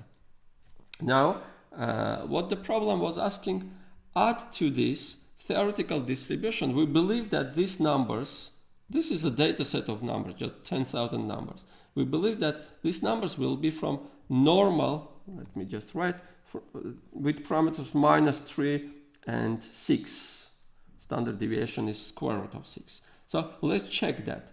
To that end, I want to add to this graph, to the graph of this histogram, the PDF of normal with parameters minus 3 and square root of 6. So what I'm doing is the following. So I want to have the PDF graph. So I'm taking some point sequence from say -12 to 6, -12 to 6, with small step size 0.01 say. This is to calculate the values of our PDF and then plot the graph. Now I'm calculating z, which is the value of our PDF. So PDF is the norm for normal distribution, the norm. It calculated at the points t, and mean is, I believe that points are from mean -3, and standard deviation is square root of 6. So I'm doing this. I'm running this. Now I can plot. By the way, I want to keep this histogram, so I need to add par new is true. So to keep the previous graph and to do the next graph over this.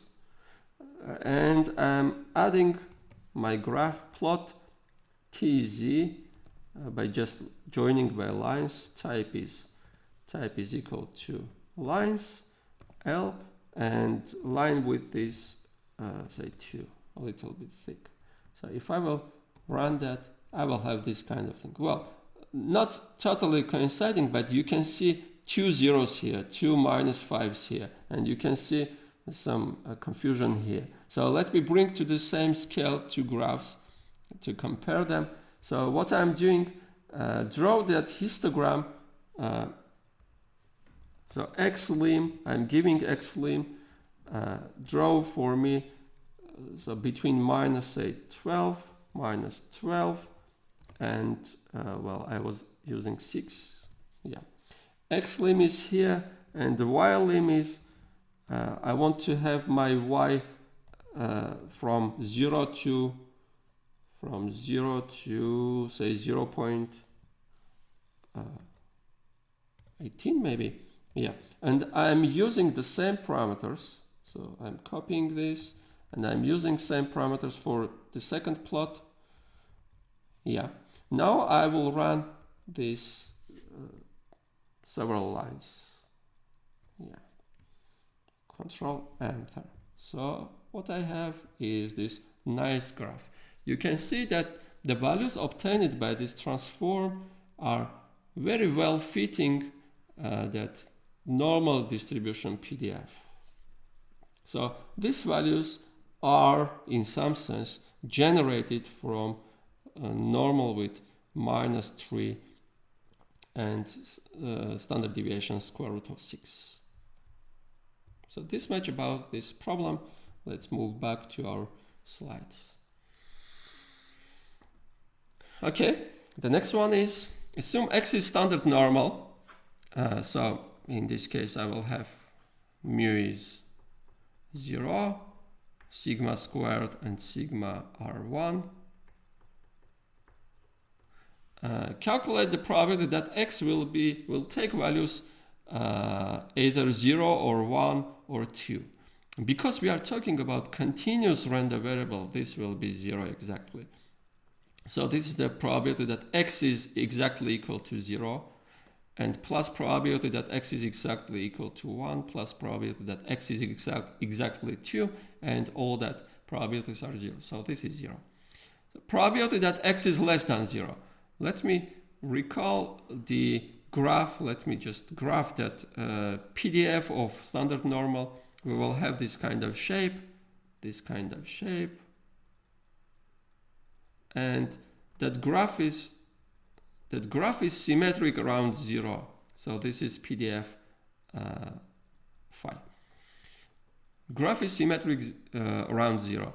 And we are asked to calculate the probability that X will be in this interval. That is, we need to calculate the area under the PDF of standard normal up to the point 0. So this part area, and because of the symmetry, this area will be 0.5. So the probability that X is less than that mu is 0.5.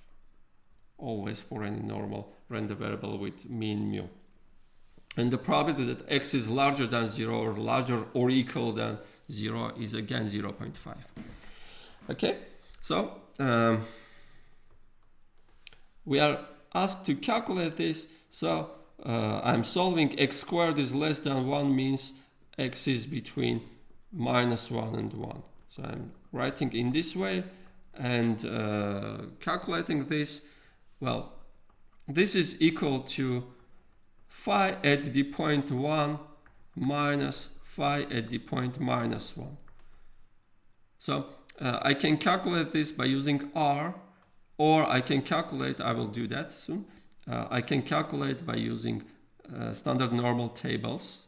No need to standardize because we have standard normal variable. Okay. To calculate phi of 1, we just need to look at that table, but to calculate phi at -1, so phi at -1, we need to use that formula to bring to the positive values, so 1 minus phi at 1. And if I will plug it here, I will get that this probability is equal to, well, let me separate this. That probability is equal to, I'm plugging phi of -1 here. I will get 2 times phi of 1 minus 1. So I just need to find the value of phi of 1. So I'm moving to that table, say, to find phi of 1. Yeah. I'm erasing that. So phi of 1, this was our value we wanted to look at the table. So phi of 1 is phi of 100. So 100. So it is equal to 0.84 with something. So approximately that. So the probability was 2 times phi of 1 minus 1, and this is equal to 2 times 0.84 minus 1. Okay, let me first calculate this in R. Well, you can use calculator to calculate this, and then calculate that probability by using R again, and see if they are the same, well, close to each other. So I'm moving to R, erasing everything. So 2 times 0.84 minus 1 is equal to 0.68. Okay. By the way, we knew this value. This is the probability that x is not more than 1 standard deviations away from its mean. Mean was 0 and sigma is 1, so x is between -1 and 1. Okay. Now I want to calculate this by using R. So I'm calculating the CDF value of standard normal, P norm,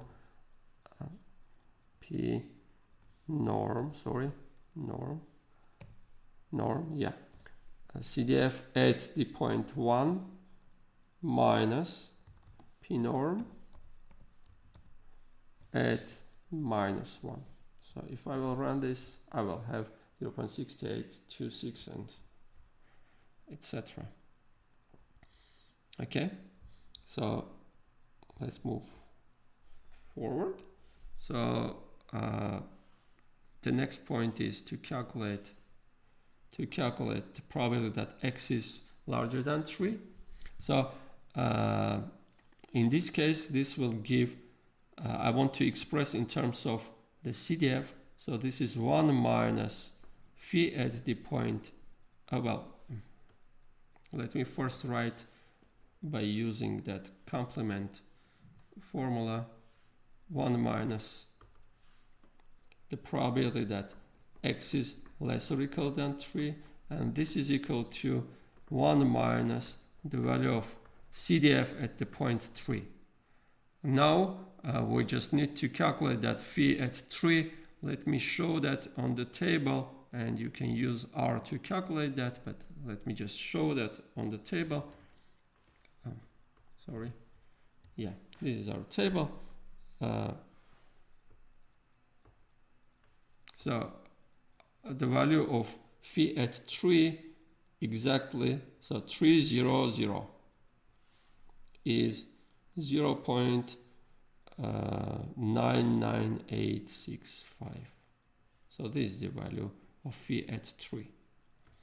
So you need to calculate 1 minus this to obtain the probability that x is larger than 3.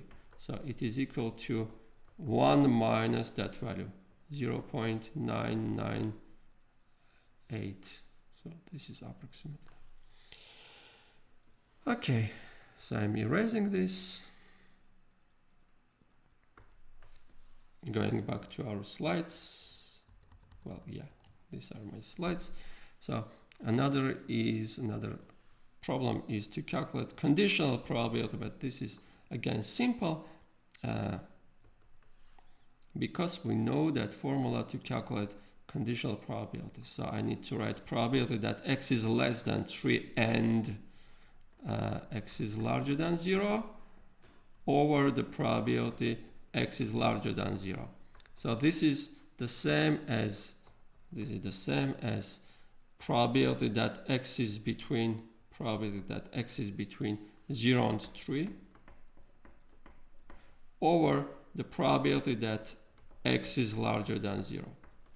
Well, this probability, because x is normal with parameter 0, 1, 0 is its mean, so we are calculating what is the probability that x is larger than mean, so this is exactly equal to 0.5.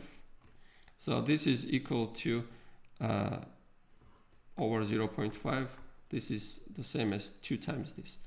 Probability that x is between 0 and 3, and this is equal to phi at the CDF at 3 minus the CDF at 0, CDF at 0 over 0.5.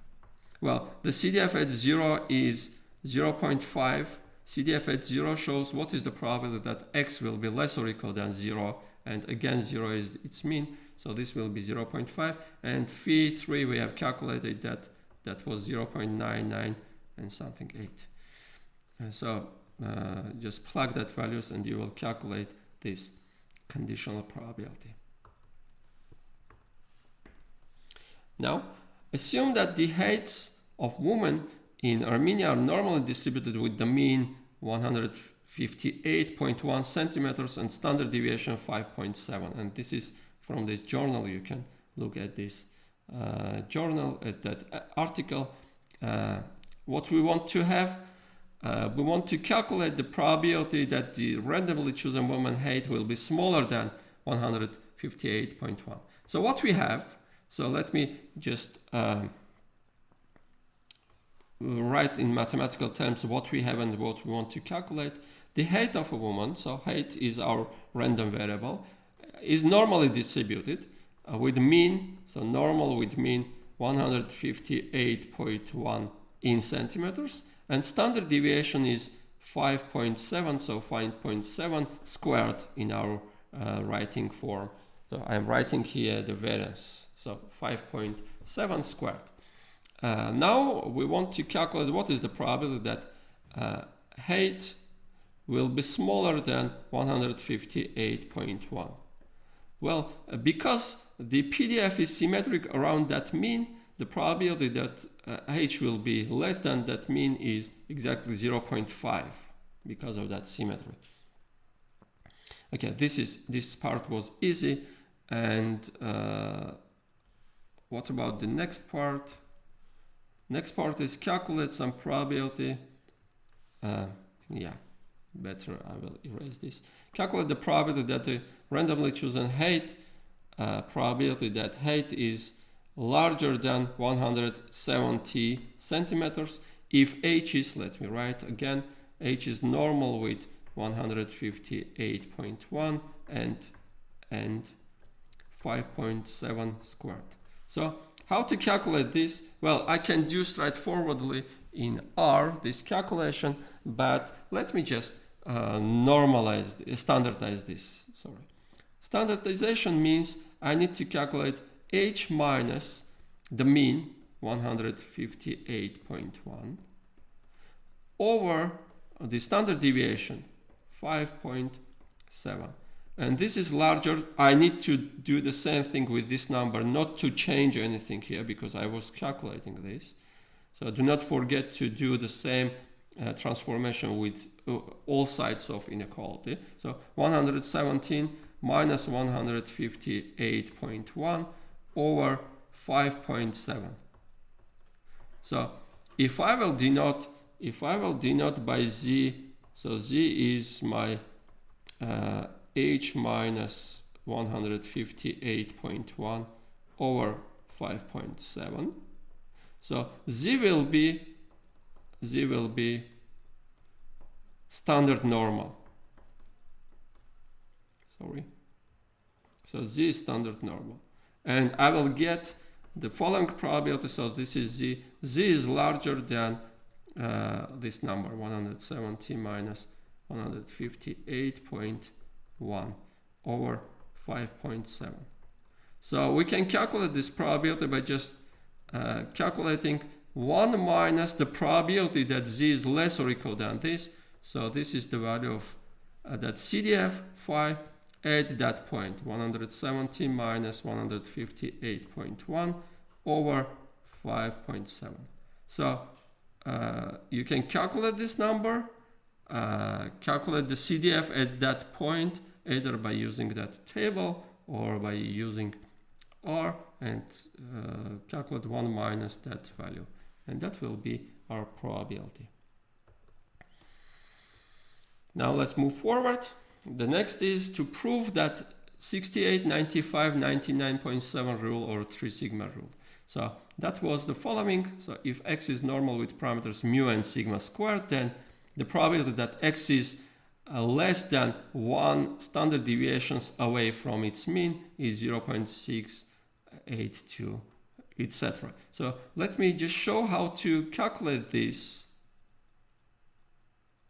how to prove this equality, approximate equality. So I'm doing just A.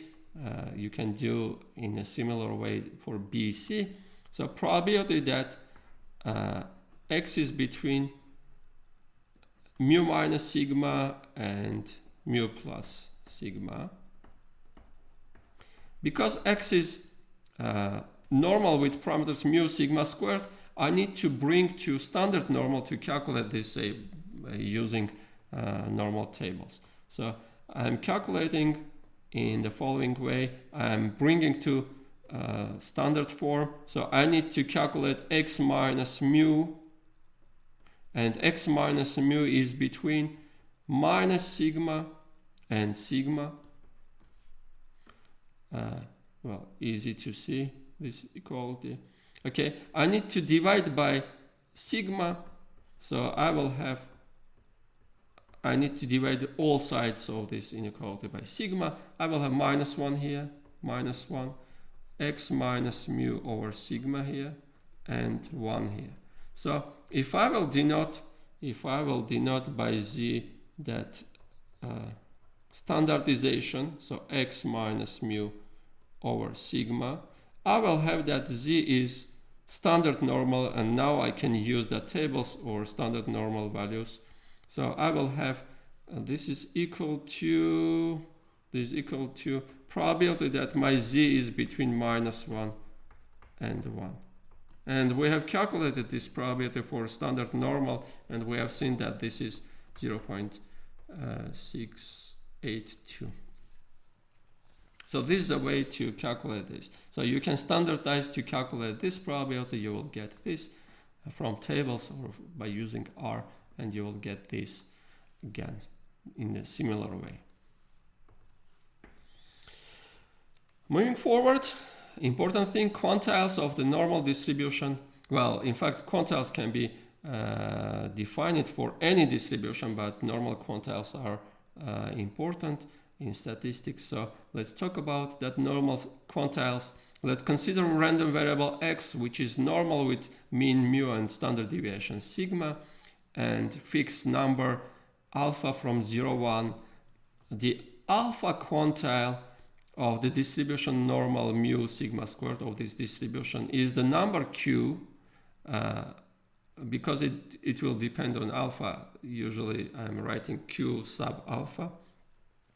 It is that number satisfying this inequality. So in other way, I can write that the CDF at q, well, the value of CDF at q is exactly this probability, is equal to alpha.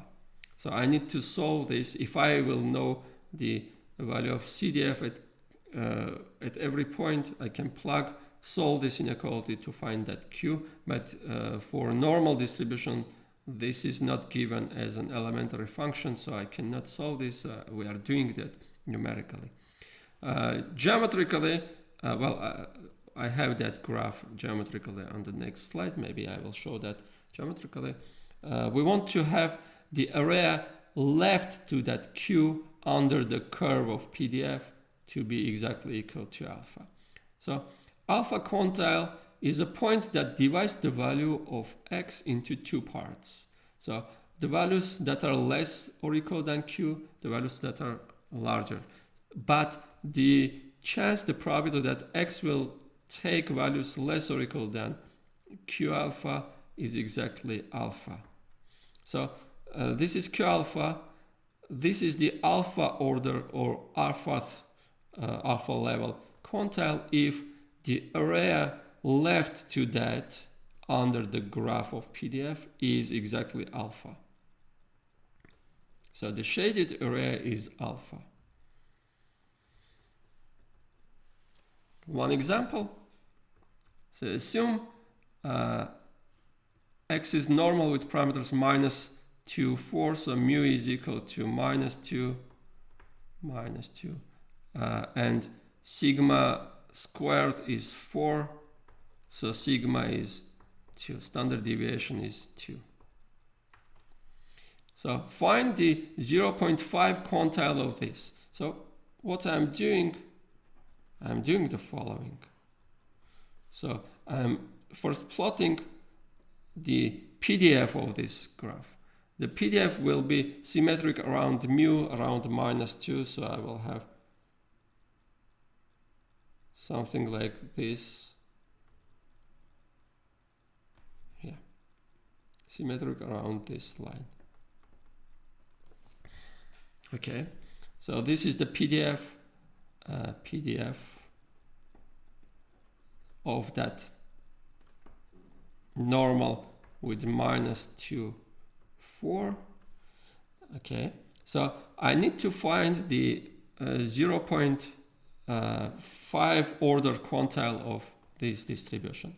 0.5 order quantile is find that point on the real axis such that the area left to that point is 0.5. But we know that this area, because of that symmetry, this area is exactly 0.5.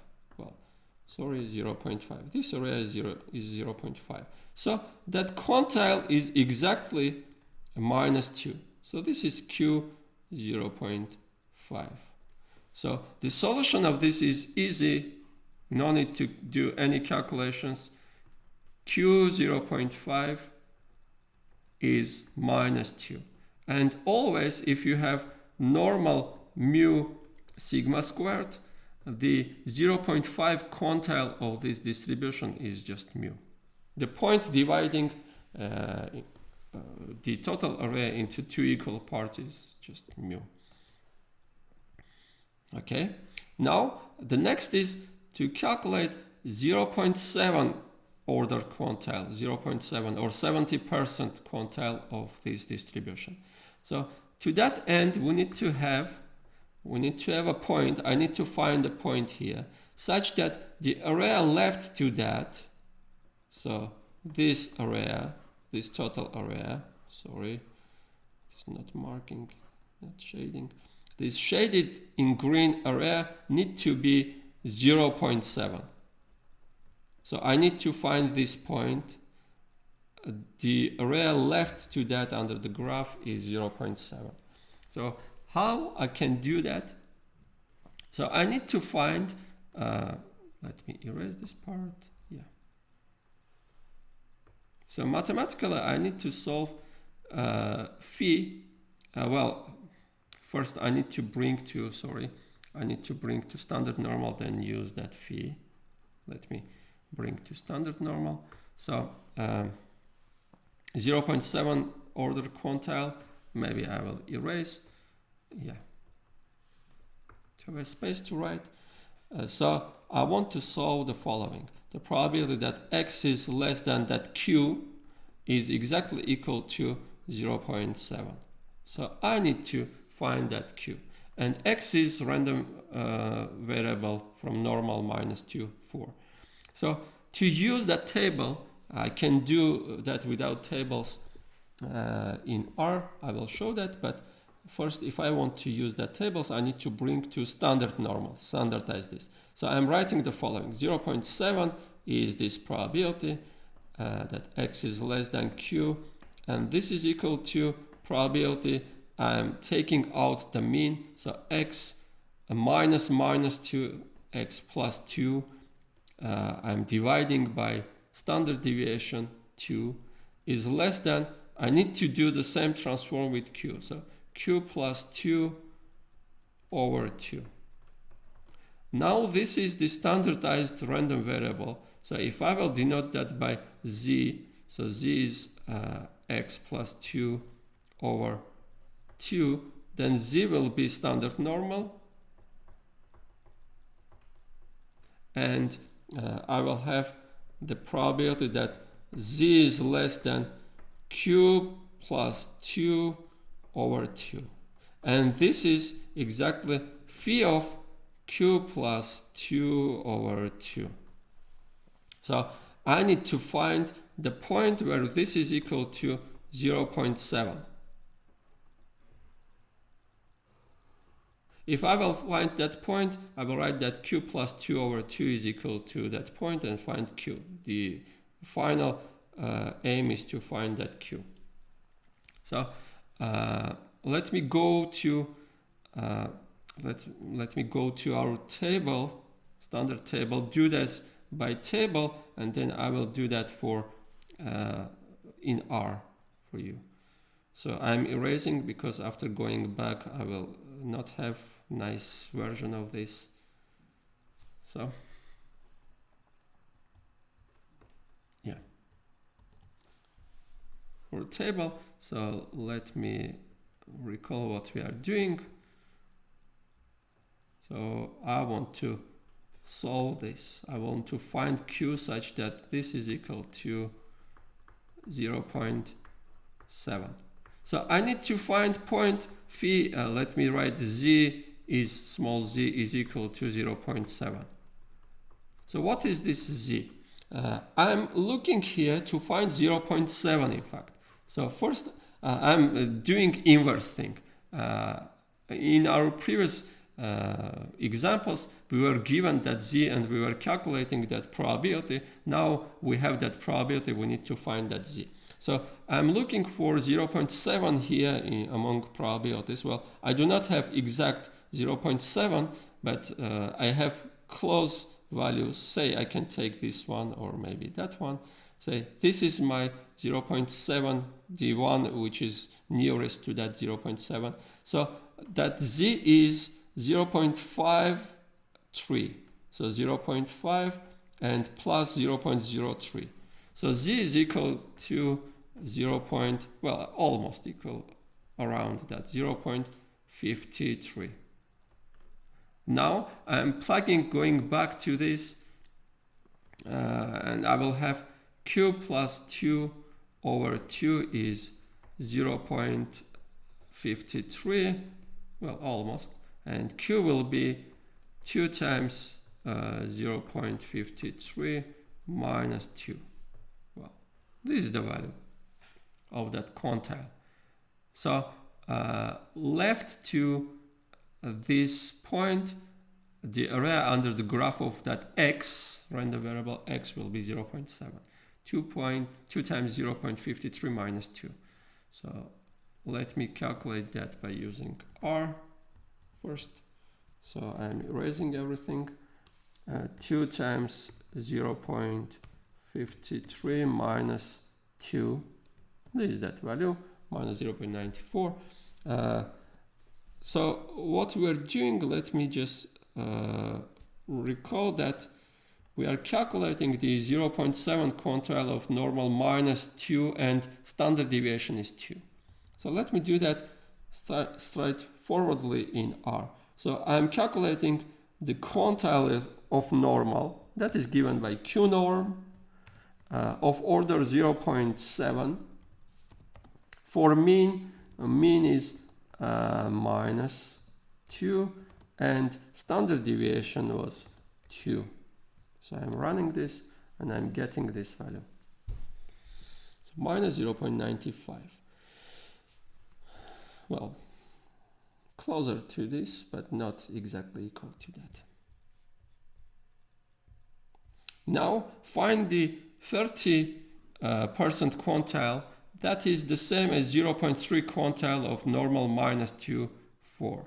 So to that end, either I need to run the same R code with 0.3, very easy, and you will find straightforwardly this number, but I want to show how to do that by using tables. So we want to have the following.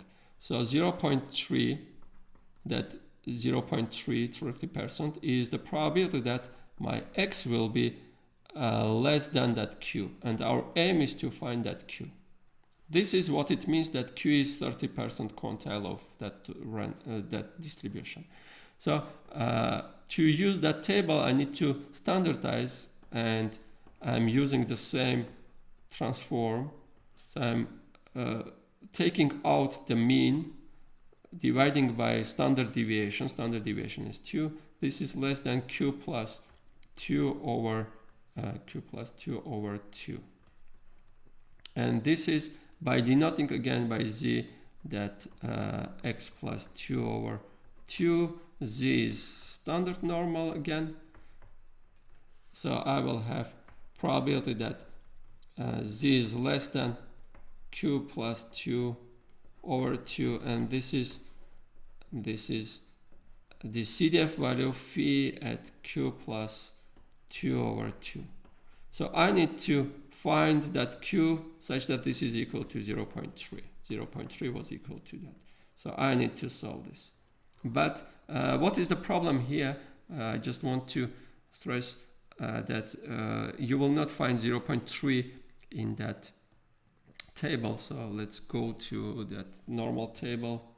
This is our normal table. The values are starting from 0.5 with something, etc., up to almost 1. But our problem was to find, to solve this over 2 is equal to 0.3. So I'm using the, again, I'm remembering, well, the problem is that this number will be negative. So, and we do not have negative values here. So I need to pass to the positive one, so I need to use that formula. So phi of minus x is 1 minus phi of x. So I'm writing in this way.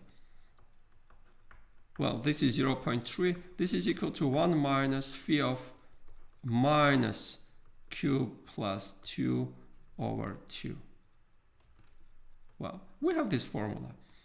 From here, because this is equal to 0.3, I will find that phi at minus q plus 2 over 2 is equal to, well, this is equal to 1 minus 0.3. That is 0.7. And now I know how to find this value. Well, 0.7, where is my 0.7? Yeah, the closest value is maybe this one or maybe that one. You can check. Well, I'm taking this one. So this minus this point will be 0.53. So minus q plus 2 over 2 is 0.53. So I can solve this to find q is equal to minus 2 times 0.53, and minus 2. Well, this is that value.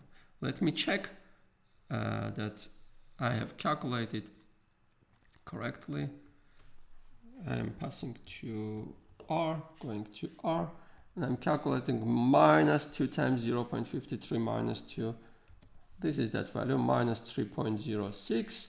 And we were calculating, let me just recall that we were calculating 30% or 0.3 level quantile for the same normal with mean minus 2 and standard deviation 2. So if I will run this, I will have, well, close value, 0.5 here, 0.6 here. Okay. And another question here. So which order or which level quantile is 5 for normal minus 2, 4? So some kind of inverse question. Well, but very simple question. If I will draw that graph of Cdf of normal minus 2, 4, so this is minus 2. So Q is 5, Q is 5, this is that 5, say, which order level quantile is that point? To find the alpha, so if I want to find the alpha, I need to just calculate this area left to that point. By definition, that alpha level quantile is the one, the area of the area under the graph of PDF for which is giving exactly alpha. So this is our alpha. Alpha is the area up to that point. So alpha will be the probability that x is less than 5. And you can calculate this because you know the distribution of x. You can just calculate this and find that alpha. That will be close to 1. Okay. The next problem is the following. Again, about quantiles. Assume x is normal with parameter 0, 1, standard normal, so alpha is between 0 and 1, and q alpha is the alpha quantile of normal 0, 1. So calculate probability that x is larger than q alpha. So geometrically, this is easy to do with geometric reasoning. So first let me draw the PDF of standard normal. We have standard normal, our x is standard normal, so something like this. So what is giving that q alpha? Q alpha is the alpha quantile. So if this is q alpha, then the area left to this point under the graph of our PDF, this area is exactly alpha. So this area is alpha. And I need to calculate what is the probability that my x will be here. That is, I need to calculate this area. So this is exactly equal to 1 minus alpha. So this area, or the probability that x will be here, is 1 minus this area, which is alpha. Okay.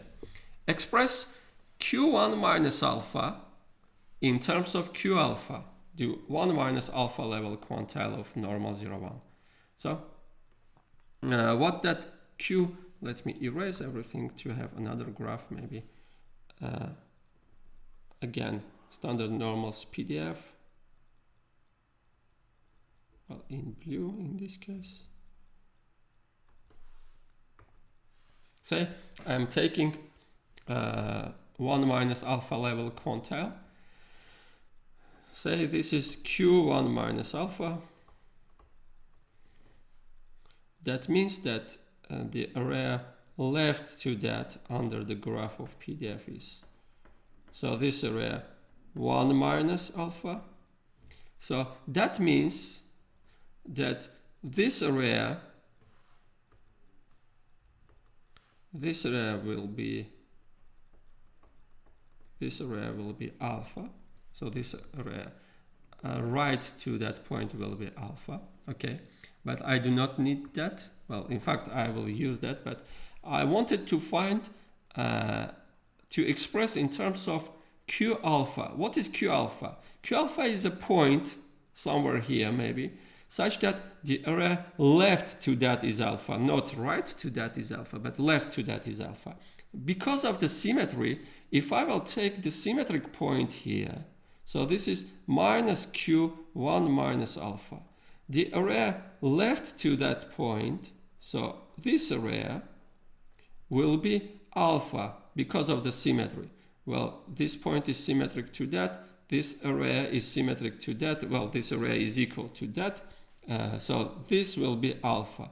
So in that case, this is exactly Q alpha. Well, Q alpha is that point such that the area left to that is exactly alpha. So we have obtained that Q1 minus alpha is is minus Q alpha, sorry.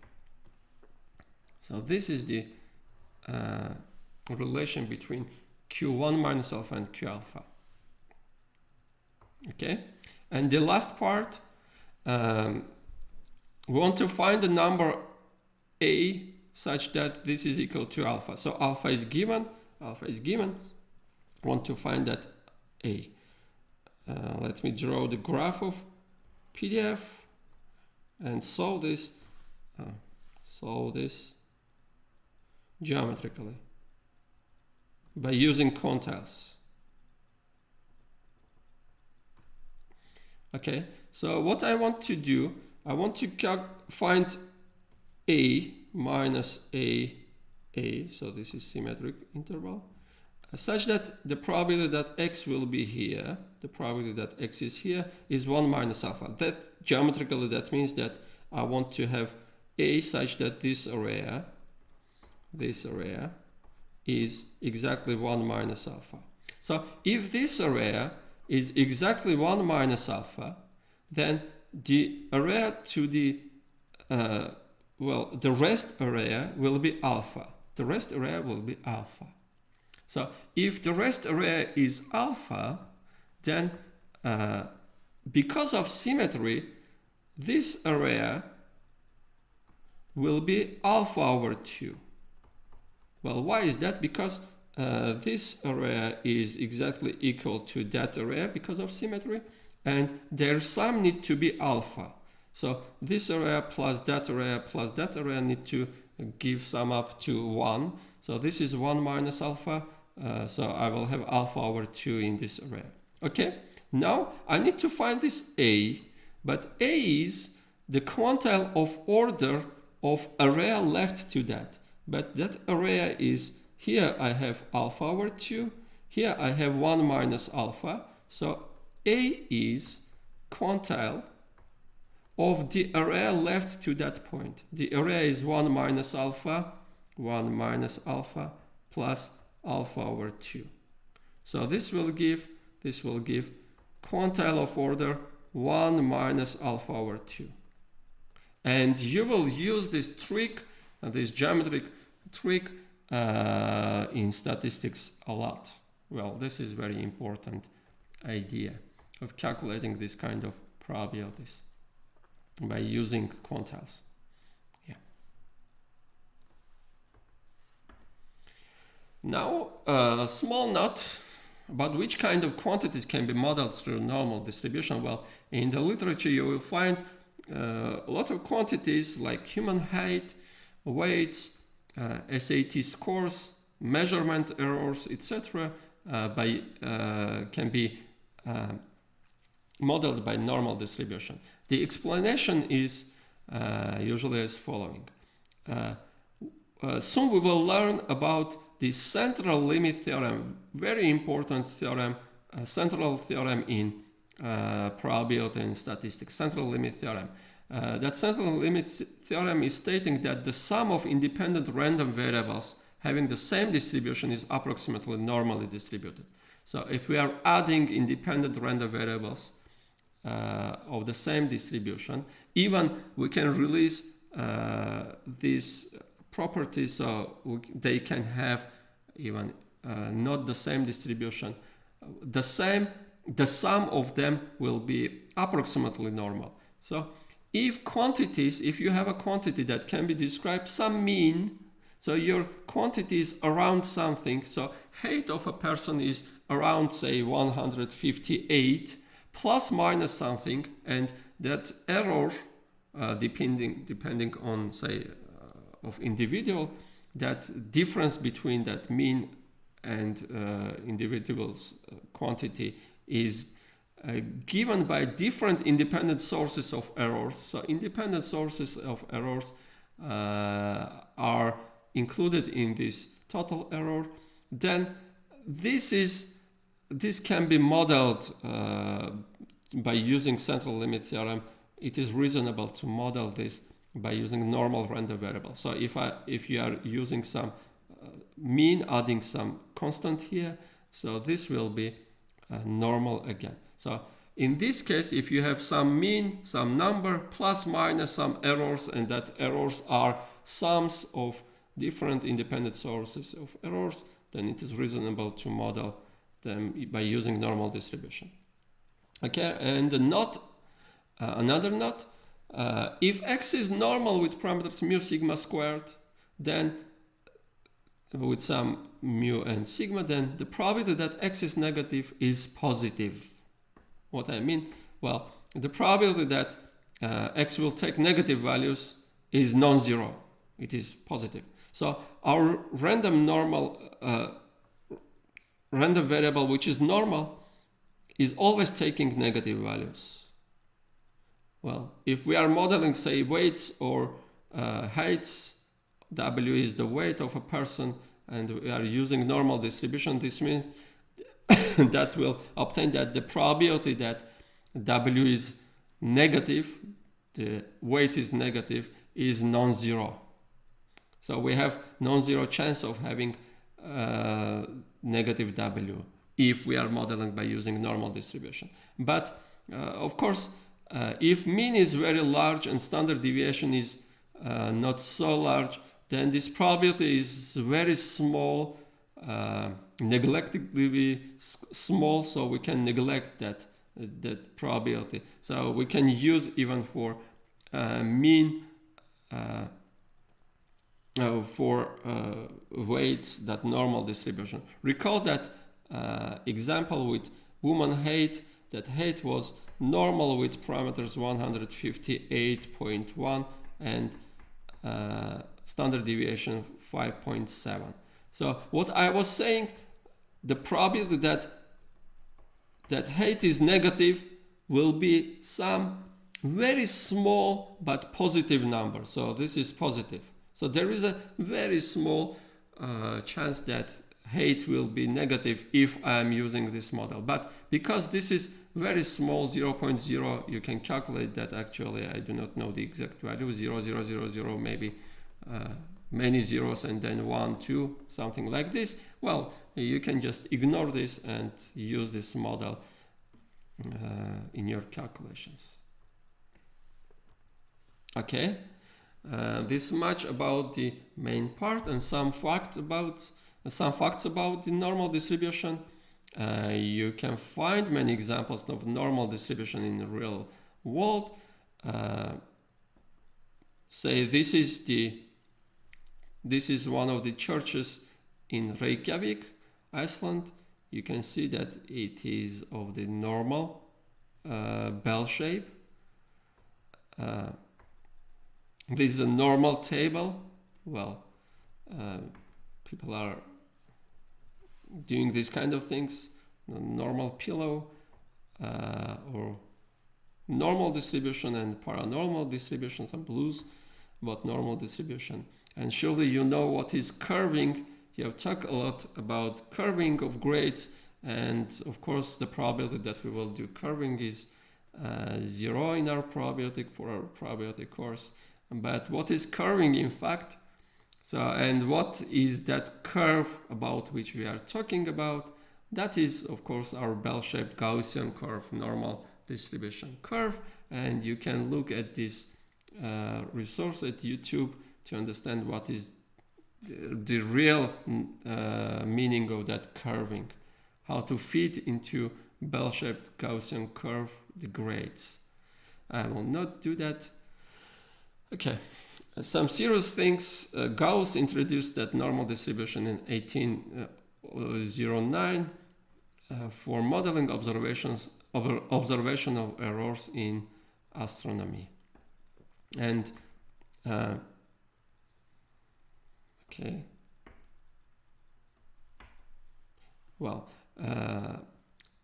the Cdf of Standard Normal distribution was used in Black-Scholes option pricing model. This is very well-known model for financial options price calculation. And for that, in 1997, two persons, Merton and Scholes, Black was dead at that moment, obtained Nobel Prize for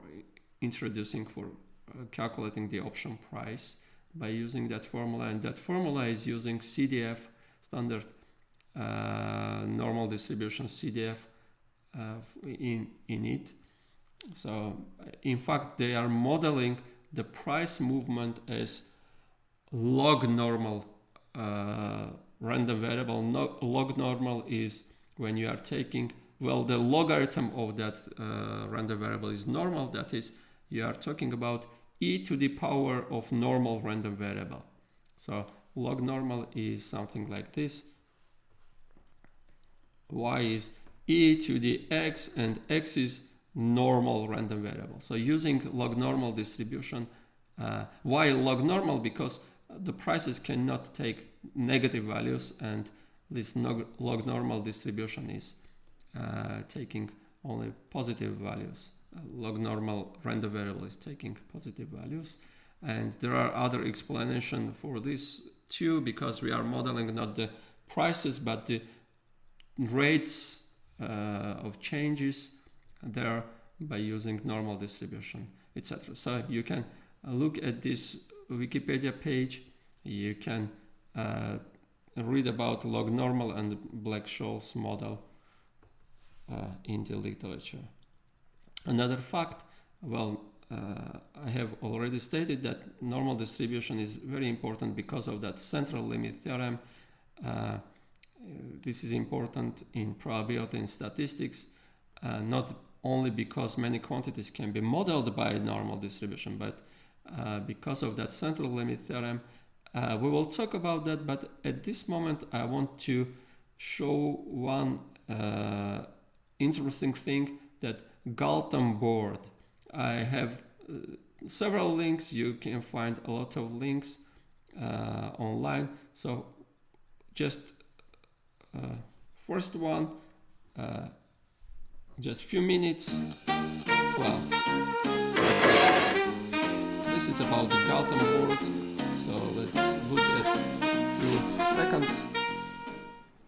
Today we're going to talk about the Dalton Board. Invented, or at least named after Francis Galton, what we have is a bunch of pegs and a bunch of slots. Now when I turn this over, all of these balls, 3,000 of them, will fall through those pegs and they'll scatter randomly, in the sense that we don't know where each individual ball will go. But because there are so many of them, out of chaos comes order. Look at all that wonderful, wild randomness turning into pretty much the same exact shape every single time. A normal distribution. Let's begin by Okay, so you can continue watching this later. If you are interested, you can look at other experiments with Dalton Board.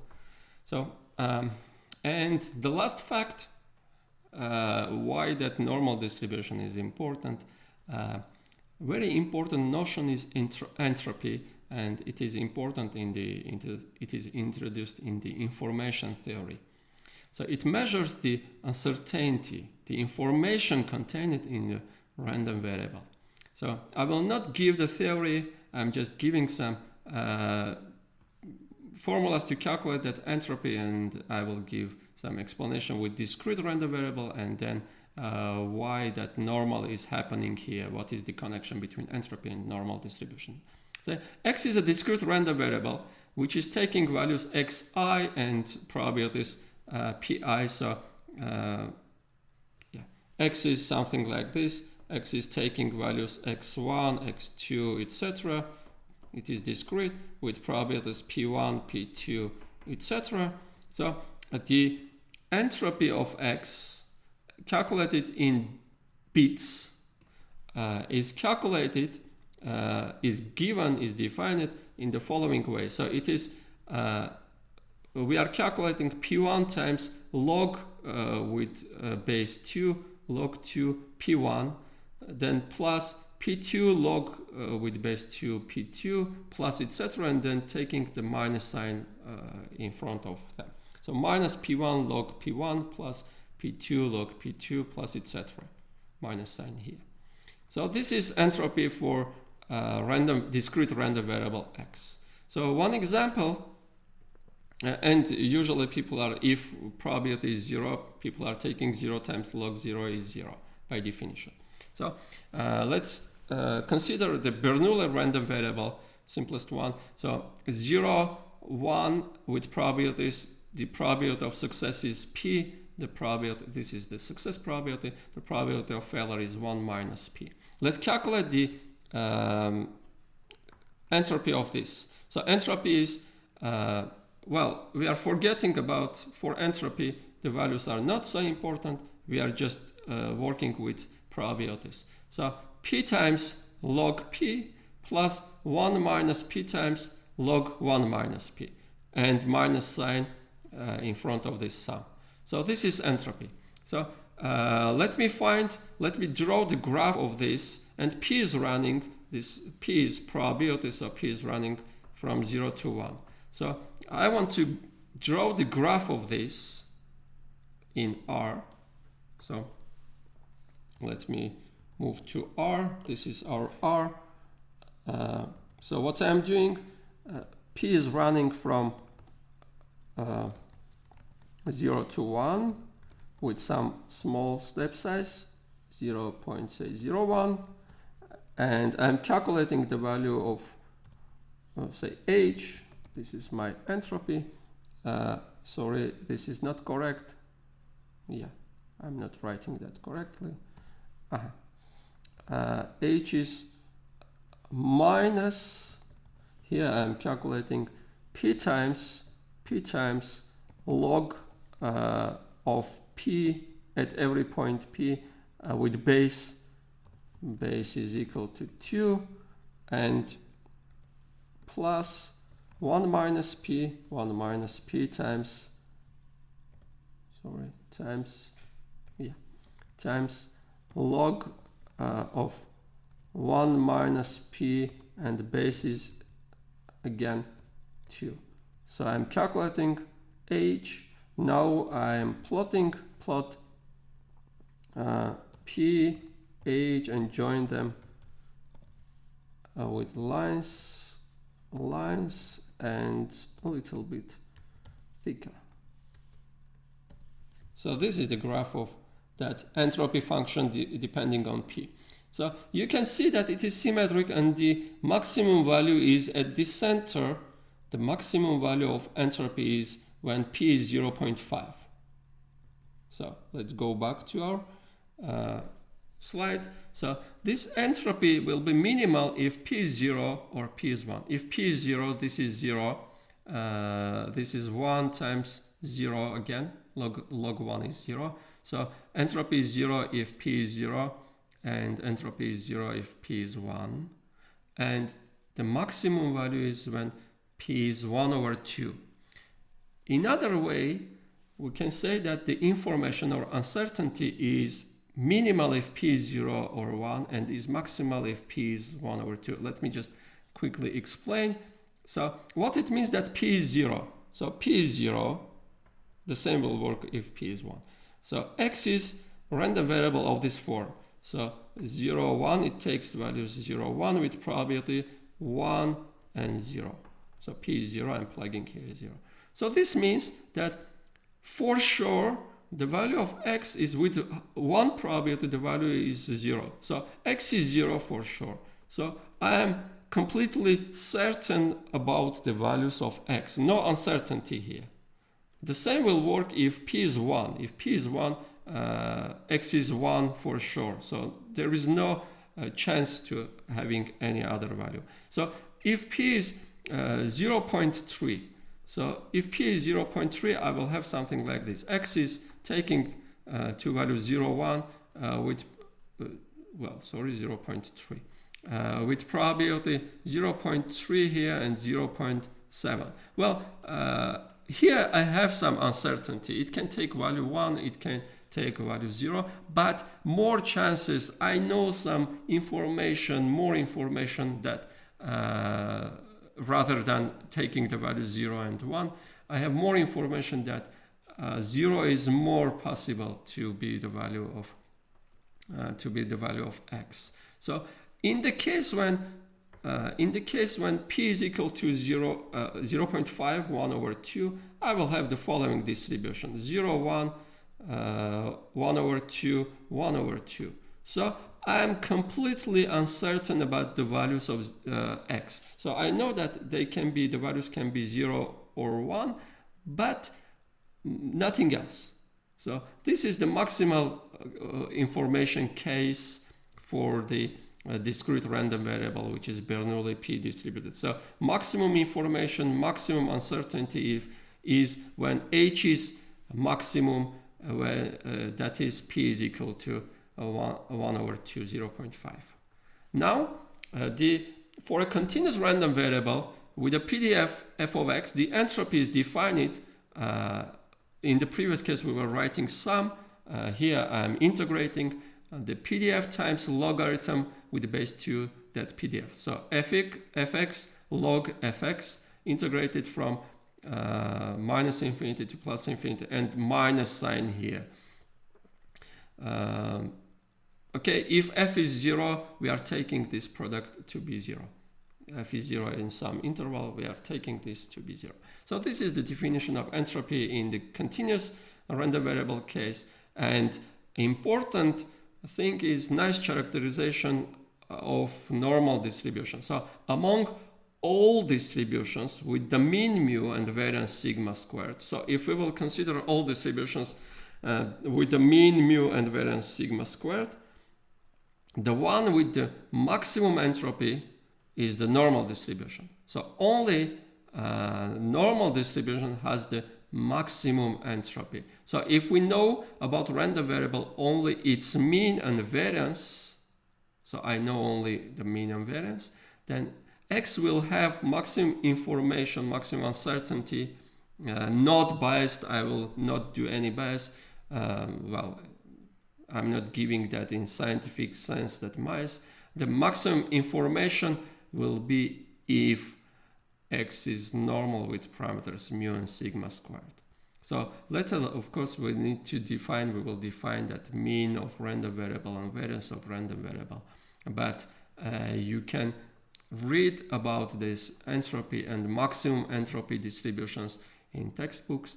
Maximum entropy, to find the maximum of this, you need to use some calculus of variation, some optimization part to obtain that x is the maximum entropy distribution is when f is given by the PDF of normal distribution. That is our x random variable. X is normal with parameters mu and sigma squared. So this much. Thank you. Bye.